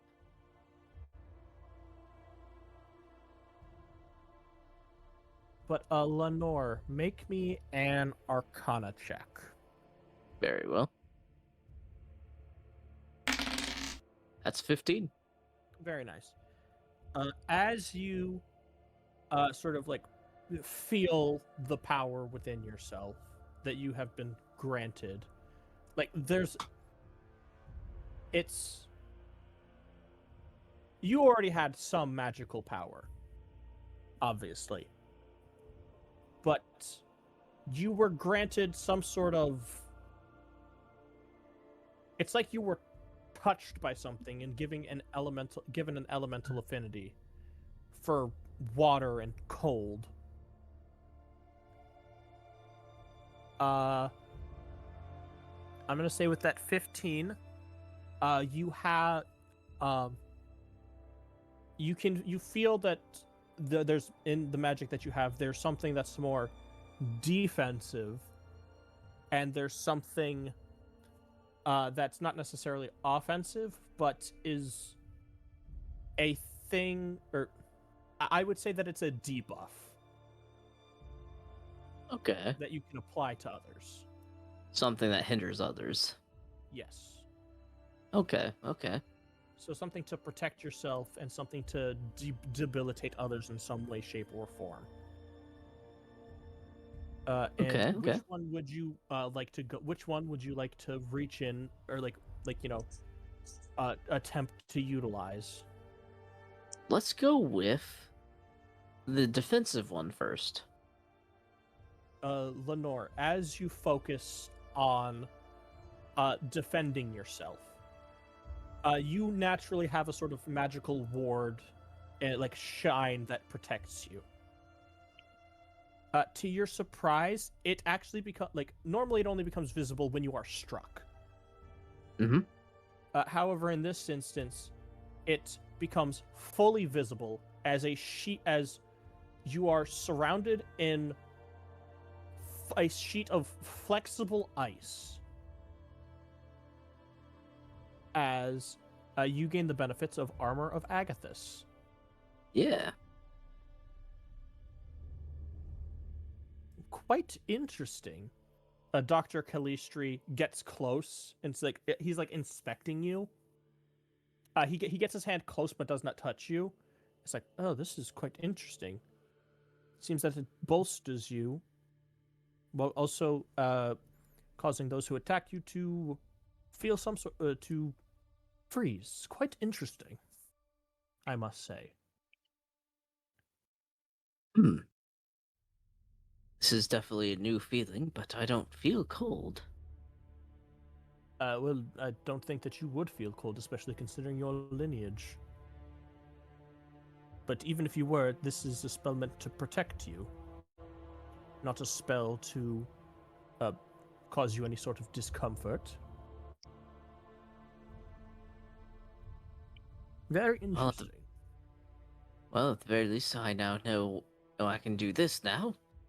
I believe I felt I could do something else, so let's see what it can do, and I'm going to have him reach in for the debilitating one and point a hand towards the targets. As you point at your hand at the targets, feel free to describe the kind of lights that surround these targets. Oh, sure. They would kind of be bright, tealish lights that almost like a wave more than flame. As these flickering bluish-green lights surround the targets, you can. It's like, very interesting. Strike them.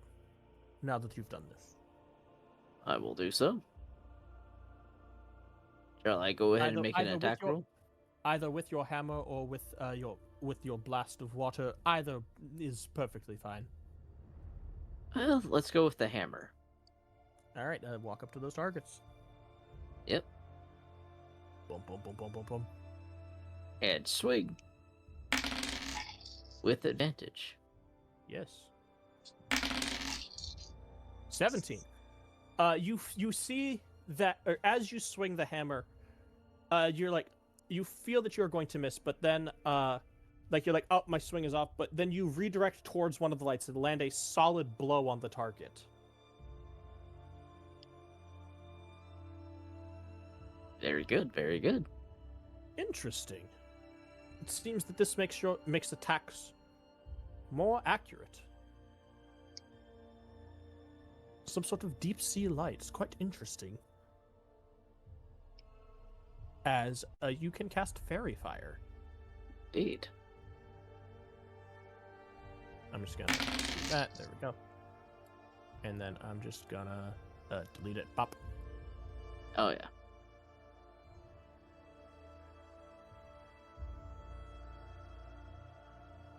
Very good, very good. Those, from what I understand, are spells that sort of any one of that anyone of your persuasion could learn.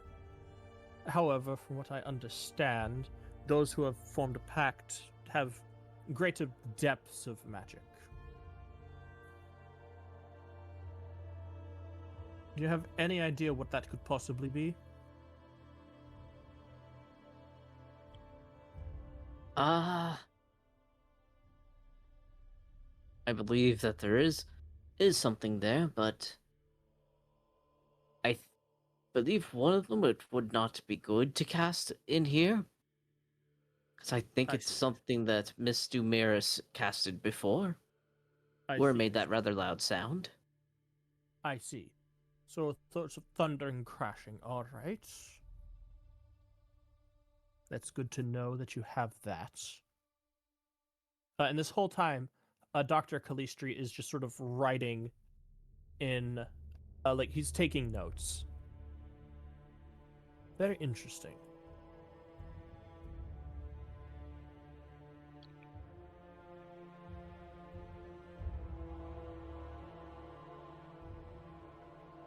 Is there anything else that you feel that you have the capability to do? Or do you think this is the extent of your abilities so far? Obviously, the seed of power granted to you will grow with time. Well, I believe there is one more thing that I can do, but it might be best to hold it as a trump card, and at some point, here, let me show you. And he's going to cast right here, create water. But I'm gonna drench them with water. Yeah. So you're saying that the entire time that you went out for an hour searching for water, and you could have done that the entire time? I didn't really think about it at the time, actually. Wonderful. Just wonderful. But look, this is all brand new to me, all right? I'm doing the best I can. I understand. Communing with whatever denizen of the ocean that you have sworn to is possibly dangerous, but it seemed that it just needed help.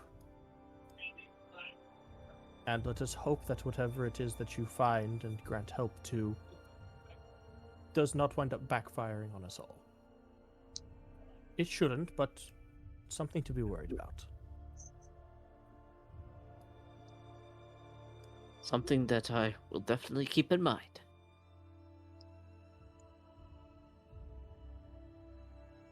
Thank you for your help, Doctor. I greatly appreciate it. Of course. I know over my many years I've learned a great deal about magic, though I do not practice it. Very well. Although I am feeling tapped. Yes, well, that's probably best to rest and spend the rest of the day relaxing. That would definitely be wise. By the way, I did notice that after you grabbed the hammer, you seemed less in immediate trouble of drowning. That seemed to be the case to me as well, but I am unsure what that means for now. I mean, you could always jump in the ocean, see what happens. True, but let's focus on the here and now instead of me future jumping into the ocean. Fair enough.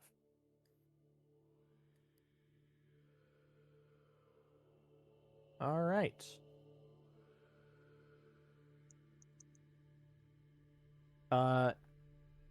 Is there anything else that anyone would like to do today? I know we've gone over sort of the general, like, day-long things, but if there's any smaller things that people want to do, feel free to go ahead.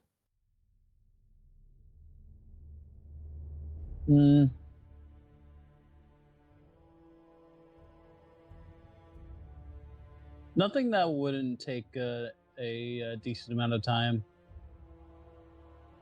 I mean, At you least got at the some time. moment. I would want to see about this orb and seeing how it reacts to me. Oh. The Yes, orb. the orb that you have. The orb. That would be a Arcana check All right, let's see. to understand the orb. Oh. God damn it. Of Wow. course. Nice. Don't worry, karma will come for us eventually. So, you, this is going to take more work, but you understand that, well, first of all, you fully understand how the orb works now. Okay. I just Like, need to that's- ponder. Yes. However, you also know that the orb is able to be, because it is an orb, it is a spellcasting focus, and because it is so valuable, it can be used as a focus for extremely powerful divination magic.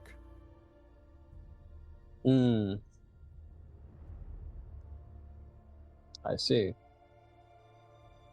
Things such as scrying and whatnot can be used you can use the orb to do so. However, it seems that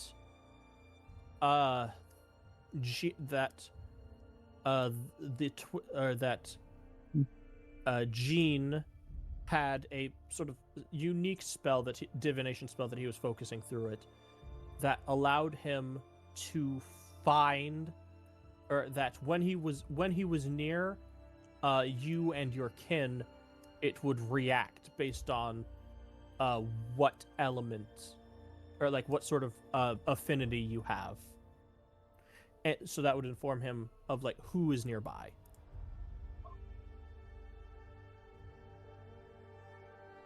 Let's see. And obviously he can get another one. It's just another thing to do that with. It's just going to be annoying for him. Good.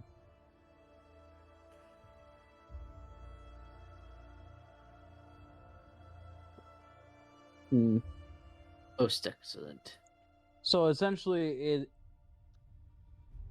it tracks our magical presence in a way, and like essentially what we are. Yeah. So I'm going to say that you don't know how, like, you feel that you could, because there are vestiges of that magic within it, because he used it, he suffused this orb with that magic. You're not sure how to do it yet. You'd probably need help from more experienced arcanists, like more experienced than Sev or than Van and Lenore, like a proper arcanist. But you could potentially make it so that that effect is always on for the orb, where it will like light up and glow. Maybe not necessarily with like the element reaction that Jean was able to have it do, but certainly have it like have the orb like light up when one of your kin is nearby, other than you, obviously. Although again, you need like a proper arcanist with a magic lab to do that. Made the orb. The orb. The orb. The orb. Under thy orb. Honestly, I was not expecting to get any type of answer today, so there you go. Look, man, you rolled a natural. Look, you got a 20. Like, what the fuck am I gonna do? Be like that. Sometimes just be that way. Really do. Just like how I Alright. managed to stay upright on the ship until the very end.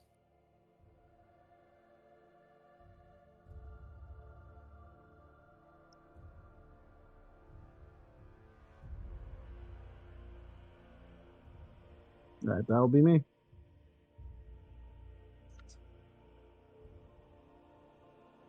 All right. Anyone else have something they want to do, or anyone they want to talk to Van in more will depth? go and kind of tear down the camp they made. All right, Oh. Van. That means you'll see the X. Van, you see like right next to the tent, you see an X drawn on the ground and a very clearly obvious lump of dirt. Where someone has very clearly dug dug a hole but not smoothed it out afterwards.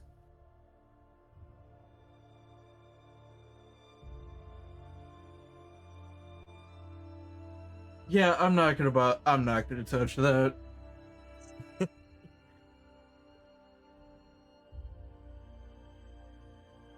You just make sure to grab your supplies, like, your food and your food that you found and whatnot. Yeah. Honestly, while I'm here, I could probably see if I could salvage more. Yeah, go for it. Roll me a survival check to see if you can what are you looking to salvage? Honestly, just valuables. All right. Like whatever the ship was carrying for cargo. If you look hard, you'll find a barrel of spices. Looks like you guys did a pretty good job of picking the ship clean. Anything else has just been washed away. Yeah.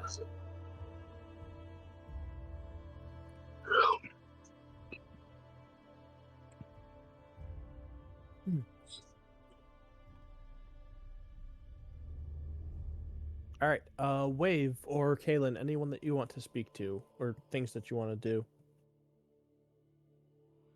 No, Kalen's had a very successful day. He's very happy at the moment.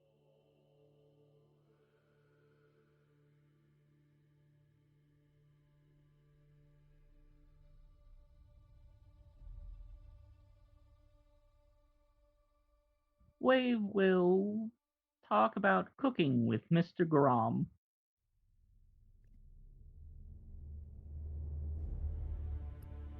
All right, hello there.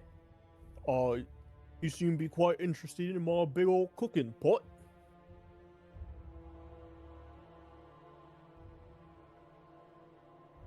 Hi, I'm a bit of a cook myself, actually. Oh, yeah, all right, that's quite interesting, that is. I'm working on making, a big old roast to celebrate you all coming in, and participating in our training. If you want, you could help me out with the cooking. Oh, I'd love to help. What do you need me to do? Well, the thing I'm really gonna need help with is making sure that it's cooked properly, because I'm not sure exactly how much it needs to be cooked for for the small folk. Us giants, we're able to eat things, that might not necessarily be as cooked as, you small folk need it to be. Simply because we're larger and extremely hearty. Well, me and Lenore can probably handle anything you can, but the other three might need it a bit more cooked. But if you could show me, that would be greatly appreciated. And you I'd be see, happy to. and you see over the cooking pot, he is roasting a Actually, Wave, make me a nature check.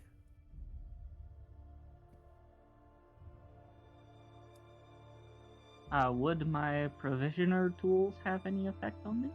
No, because you are no, this is identifying what he is cooking on the spit.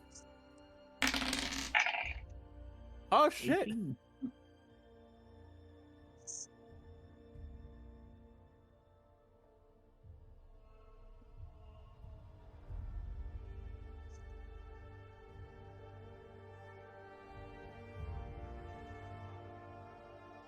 As you see, he is cooking. You recognize this. How would Wave know what a triceratops is? Oh, Oh. Oh, we're having roast dinosaur. Yes. roast Triceratops, the dino cow. Dino beef. No, I think hadrosaurs would be more cows. But yeah, how does Wave know what the fuck a Triceratops is? Look, Irene took her a lot of places. A lot of them had a lot of weird shit. She's probably seen at least one dinosaur. Yeah, fair enough. The Triceratops is like is being spit roasted, and it's one of those things where it's like, where you're like, oh shit, that's a dinosaur, and then you're like, oh wait, these are giants. They could easily kill that thing with like a big fucking rock. These are their wolves. The I biggest mean, advantage of being a Triceratops bipedal are creature- herbivores, so They're more like their cows. yeah, honestly, Yeah. they probably raise them as their version of cattle. No. Triceratops are more like rhinos or moose. Yeah. Although Wave, you do think it's like, oh wait, this was probably native to this island. It's not something they brought here. Saying that we washed up on fucking. Yeah, you made the same joke last week. Do do do do do. Welcome to copyright. Why did we wash up on Jurassic Park? Well, there's a few key differences. The dinosaurs were already loose, and no one here was corralling them. Also, No. didn't I make a joke that there could be dinosaurs out there purely as a joke? You made the joke that this was Little Garden last week. Oh yeah.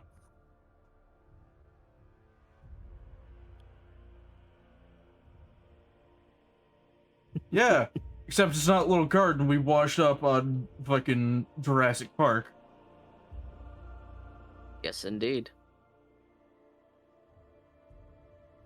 But yeah, no, it seems that it actually seems like Grom himself just picked up a tree and just rammed it down this thing's throat. Oh, Understandable. And is using the tree that he slammed down its throat as a spit to roast it on. I mean, what else is he gonna use? I mean, true. The only thing that could probably withstand this weight. But yeah, Wave, with that, you've probably eaten dinosaur before, and with Grom's help, you can make this Provisioner's Tools check with advantage.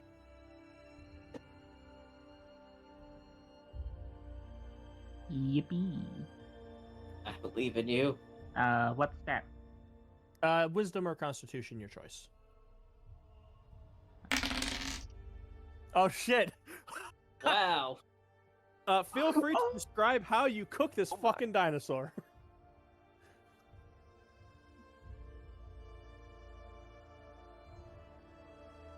Wave knows that herbivores like this tend to have good fatty bits sprinkled around them.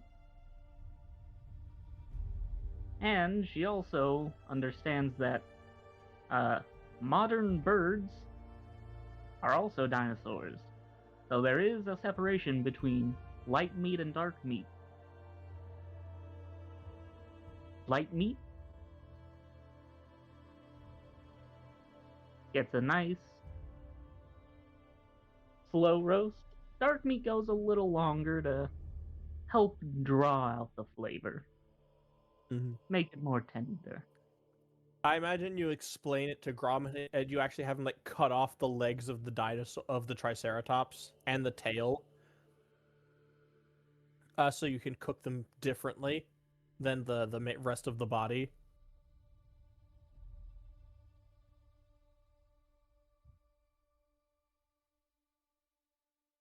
The best fucking dinosaur you'll ever eat. One should. Yum yum. Yummy dino. as like the evening draws close, the entire this entire dining tent is filled with the smell of not just well cooked, but also incredibly well seasoned roast dinosaur.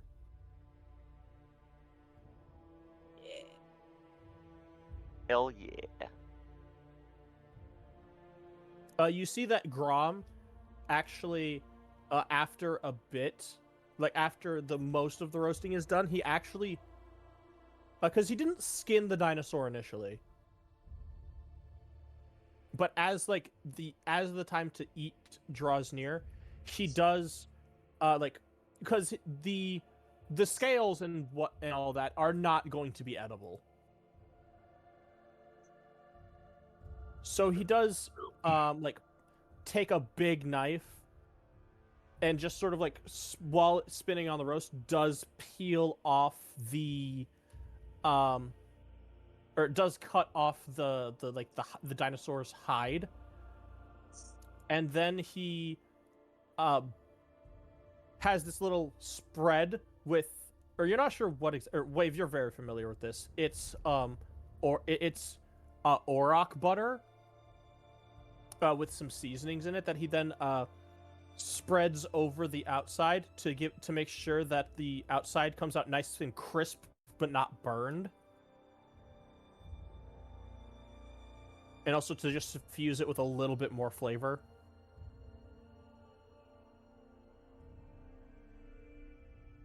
Very yummy.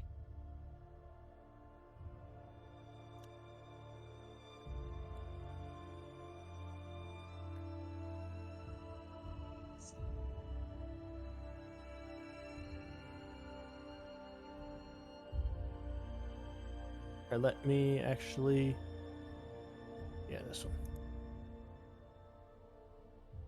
As we, there we go.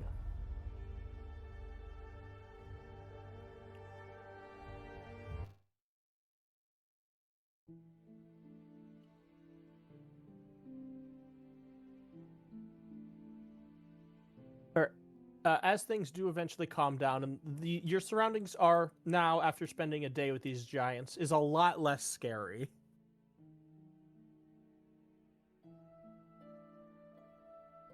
As Lamen actually pulls out a small flute and it just like starts playing. As dinner is served. By the way, everyone, you absolutely have had the time to take a short rest if you need it. I shall click short rest. I don't think I get anything yet. Not yet. I sure do. Okay. I'm just clicking it to be clicking it.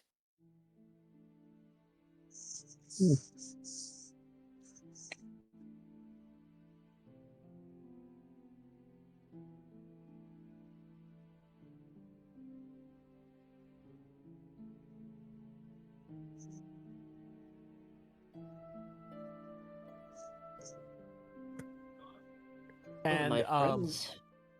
Sorry. everyone gets some food and eats.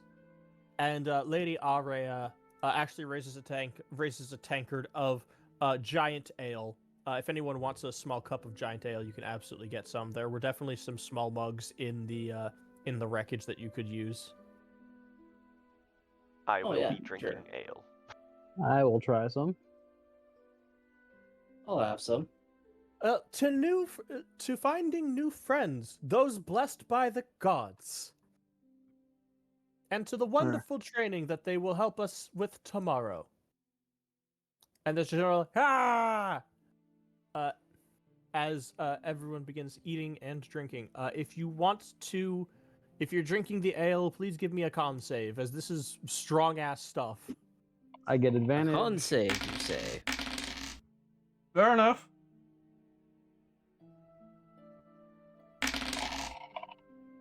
Oh boy. Natural 20. Oh wow.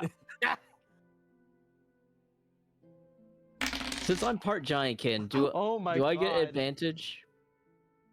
I'm going to say no because you're not a heavy drinker normally. You know what? That's probably true. Is this Uh, against being poisoned? It is against being poisoned because it is alcohol. The game has told you no. So, Sev, you're fine. You're chilling. Yep. This is good shit. Yeah, that's pretty good. The problem is that Grom is also their brewmaster. And so this Oh. is strong, dark ale.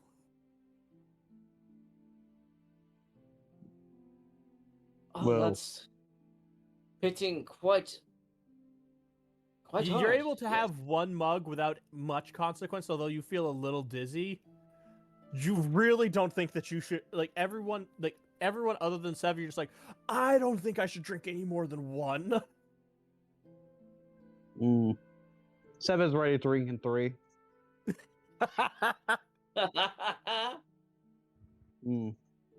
That's quite good. It is very good, but also very strong. But, well, my friends, it would seem that we are having a bit brighter fortune here. It's than when strong. we first got here. Yeah, things could be worse.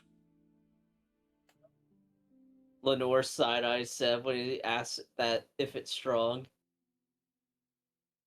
I think it just tastes good.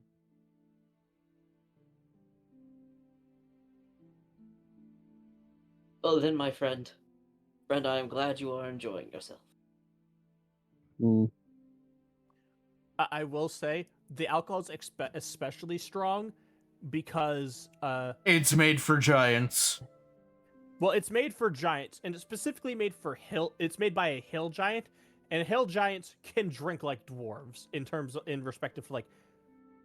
We are It's basically like- drinking their equivalent of moonshine. Yeah. Yep. That or Kentucky whiskey. I'd say more Kentucky whiskey. Oh, yeah.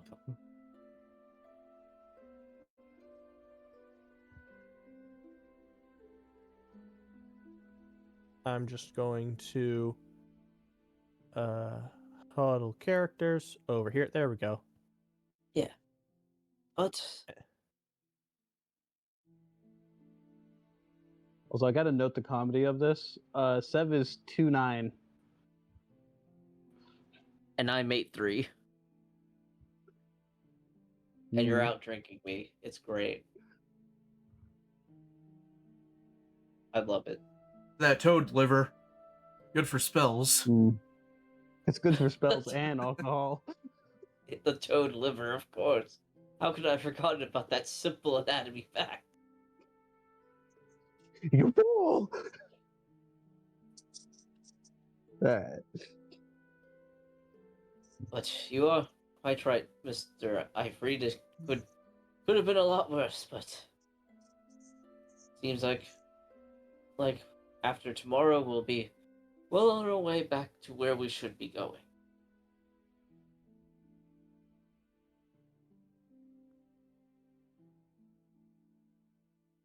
Probably should have a look at the ship at some point.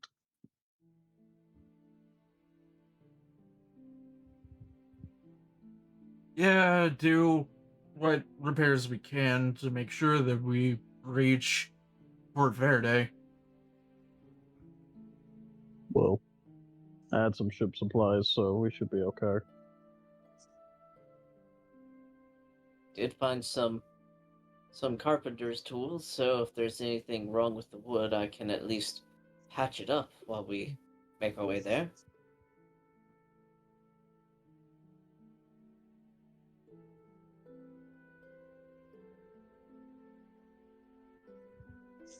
And I must ask, what are we going to do with the vast sum of money that we found?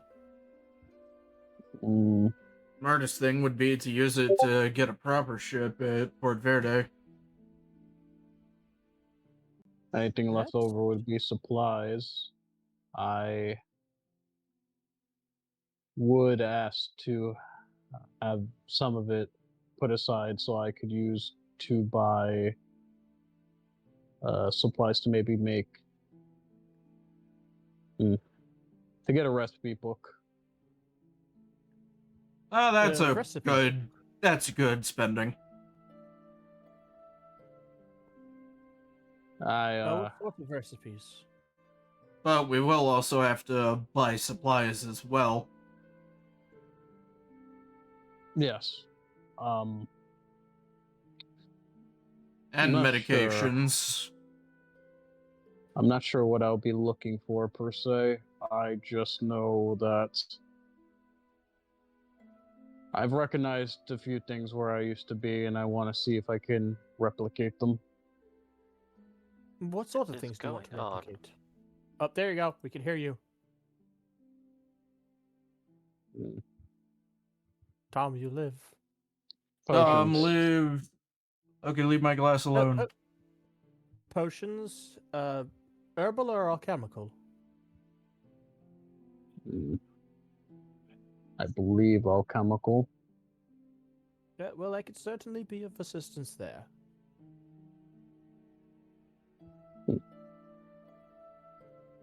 Well, that'll be good.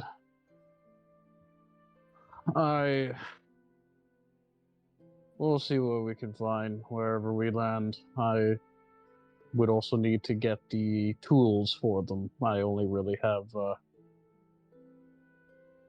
lock picks. Oh, well, when we get the ship built, if you get an alchemy lab built, it has a set of tools. It comes with a set of tools. Mm. Same if you build a smithy, it comes with a set of smithing tools, or the gear works if it comes with a set of tinkering tools, or construction tools.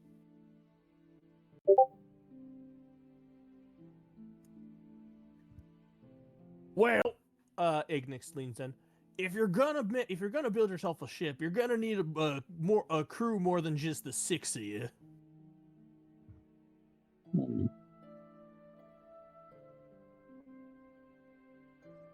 That is quite right, Mr. Ignix. Thank you for bringing that to light. Yeah, you're gonna need to know what kind of people you want on the crew. Like Borig up there is our resident magic knower. He knows more about magic than the rest of us. So you're gonna need someone who does that. Like is is really good at like knowing the magic stuff. Because gods know that there's all sorts of magical storms and spells and whatnot that you're gonna run into out on the open seas. Well, I have some knowledge of the arcane and the esoteric nature of things. That's good. That's good. But from what I understand, a lot of ships have like a dedicated or at least the more merchants obviously ain't gonna have that, but not a lot of navy vessels and more notorious pirates have like a dedicated wizard or some such. Yeah, getting a Like, do proper arcane- arcanist would be a good idea. Mm.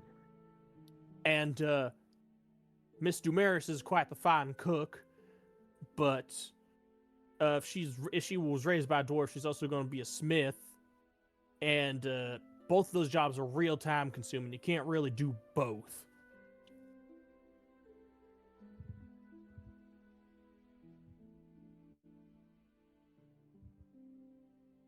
Mm. These are all things for us to have to consider, though I am, at the very least, excited to see that the general consensus here is that we will be sticking together even when we get to Port Verde. Man, why not?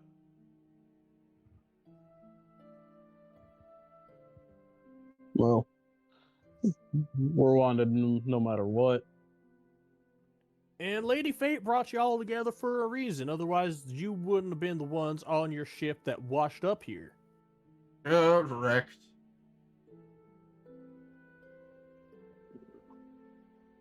Honestly, the circumstances were very auspicious, to say the least.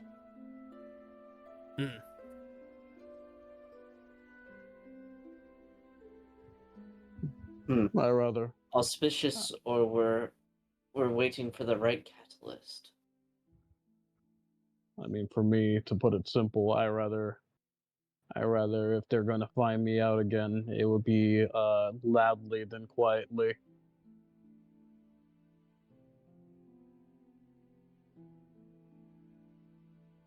Well, I mean- what the Navy do to you to make you not like them so much? Mm. I'm actually kind of curious about that as well, though. If you don't wish to say, then we do not mean to pry. Sev is going to be on his fourth cup. Oh, Um, oh, you've had 4 of those now. Oh, okay. mm. Now I feel it. Yes, It's good. imagine feeling that on the first drink instead of the 4th. I still don't understand how he could. It takes a minute. Maybe But it'll just be easier to- to explain that I'm not a heavy drinker. That's fair. This is like my fourth drink I've ever had.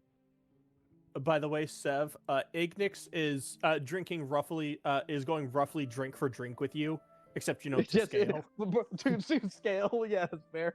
Well, to answer your, I won't go into details, but to put it simple, they have wronged me, my progenitor, and my siblings, and that's enough. I see. They go to lengths, and he will pull out the orb to look for us, to do nothing but and do heinous acts just to do so. That in itself is even more than enough.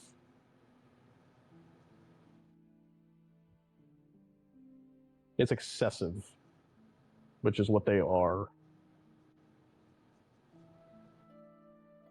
Excessively hungry, greedy, and cruel.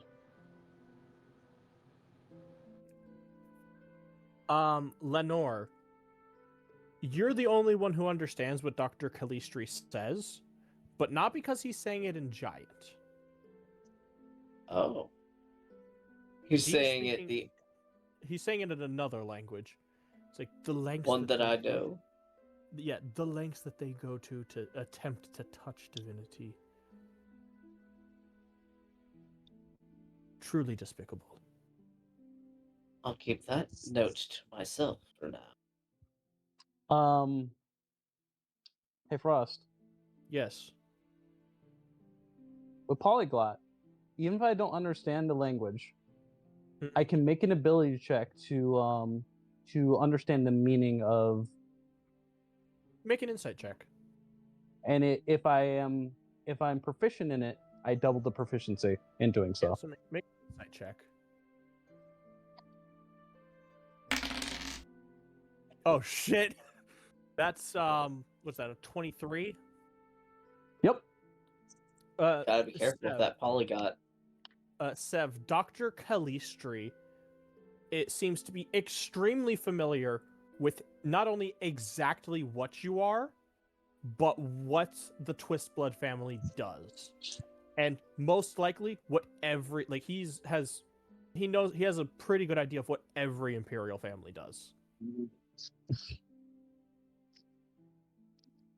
He's been around for a very long time, and he has a general idea, and he's not happy with them. Seb will just sip his drink, kind of there's just be one eye that peers at him, and then he'll look back to Dignus. But it's simple, I just don't like them. I mean, I get it. We don't like him either. I mean, we try to spread word of our pantheon. We learn about other people's pantheons. The other people die. It's just not a good time. Honestly, I don't think even the people working for the Imperium like it. Yeah, I don't know. Like from what I understand, local religion's fine, but the moment it starts spreading, it's like I don't understand why they do it.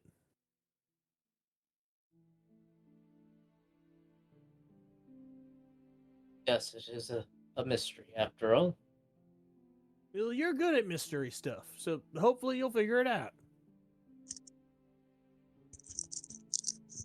Perhaps so.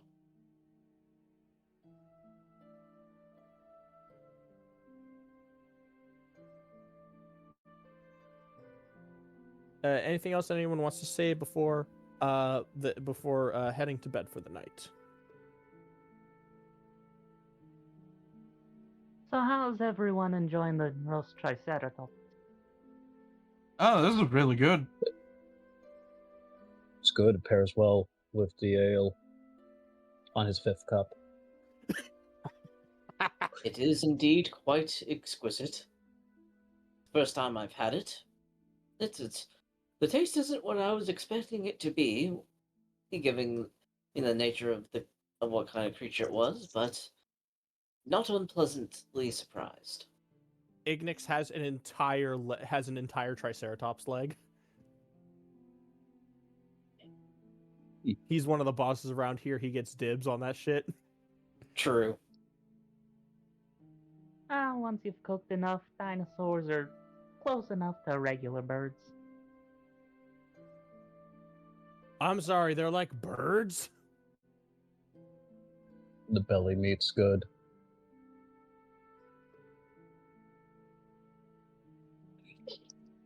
Hi, it's a bird. Closer to a bird than a lizard, anyway. That's actually a good question. Frost, do you subscribe to feathered dinosaurs in Maraferum or not? I do, or more specific, I say that It varies. I like it, or it varies. I prefer. I'm going to say that the carnivores are the feathered ones. Like carnivores are more feathered. Herbivores, not really. Like herbivores, sometimes not. But like feathered T-Rexes are absolutely feathered though. Yeah, it helps them hide. And it's also probably good for temperature regulation.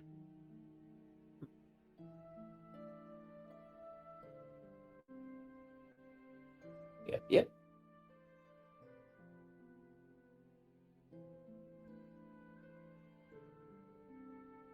I mean, dinosaurs have hollow bones, and birds have hollow bones, so makes sense they're related. Oh, so that's why I snap their necks so easily.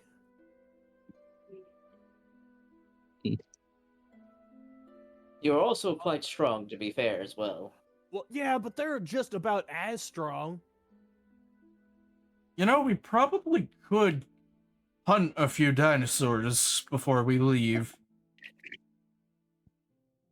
Would they fetch a high price? They'd fetch a decent price. Mm. And the meat's not bad. It'd definitely be exotic. That's fair. We do have a large sum of money, but if we're putting most of it in the ship and supplies, we should And hiring a crew. hiring a crew. And it'll Only also we had give found us some of the cargo. Yeah, it'll at least give us something to give as on a cargo manifest. If only we had found more of the cargo of the vessel, we could have traded some of that for some extra money, most likely. Yeah, seems like we found what we could of it. Rest is just rifted away. Yeah, if only there was more. Mm. Well, have some supplies. Food should not be too much of an issue. Thankfully, we And- did find those rations from the ship at the very least, so we don't have to get as much fresh food as needed. Thankfully. Correct.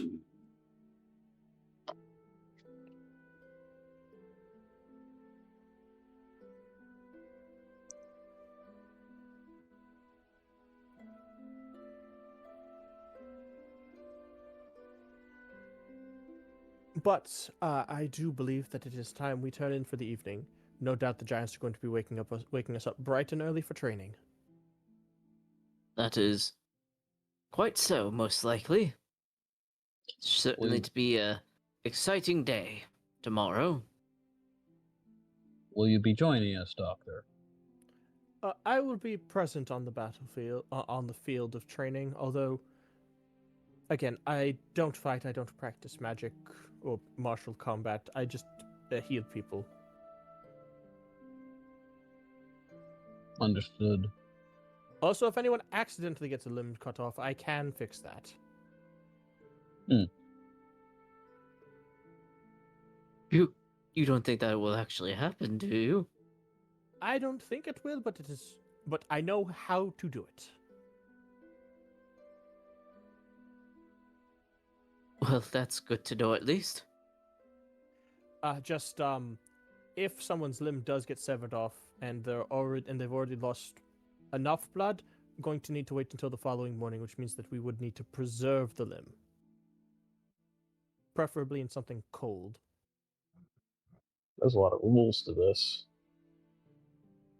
It's look, making sure that someone reattaching a limb is an extremely delicate procedure.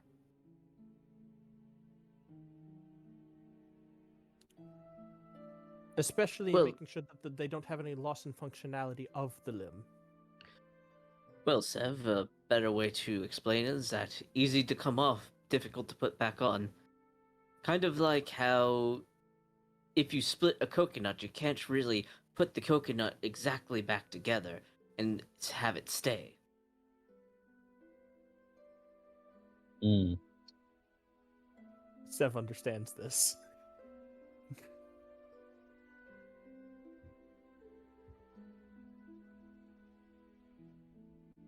It's same basic concept.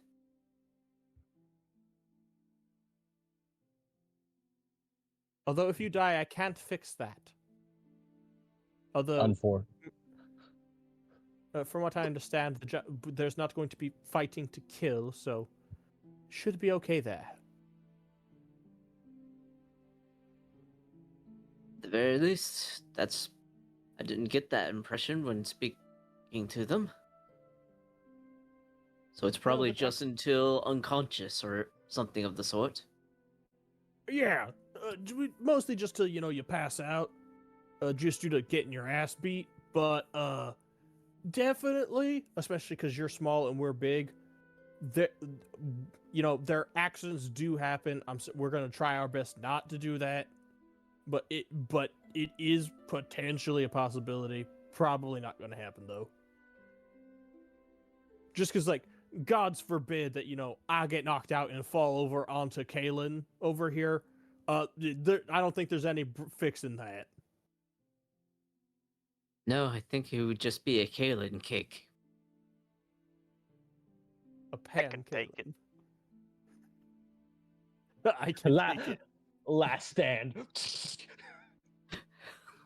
Oh my god, I last stand getting flattened by the fire giant. All my bones are broken, but I'm still alive. All right. But with everyone turning in for the evening, this is going to be a good place to call session for tonight. Yeah. Very well. Very I hope good. everybody had a good time. Shall Oh, we yeah, click for the sure. long rest button? Oh yes, click the long rest button. Long rest Rest, button. but long. We now sleep. I have slept. I've slept up to. the sleep has happened.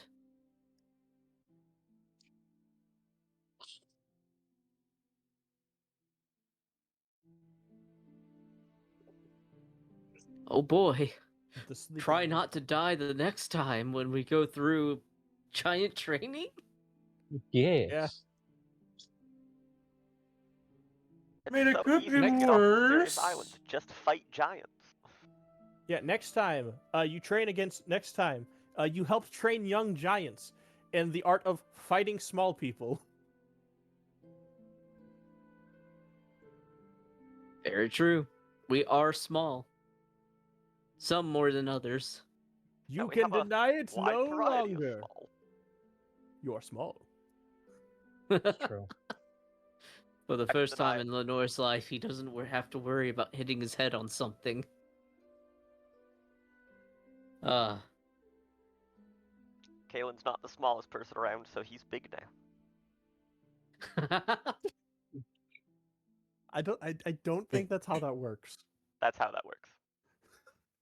Anyway, It's how it works to Kalen. I'm pretty sure the hat is the only reason you're taller than Zev. either way, it was a good session, everybody. You all have everyone in the chat. Have a good night. Yeah, everyone have a good night. Bye. Goodbye.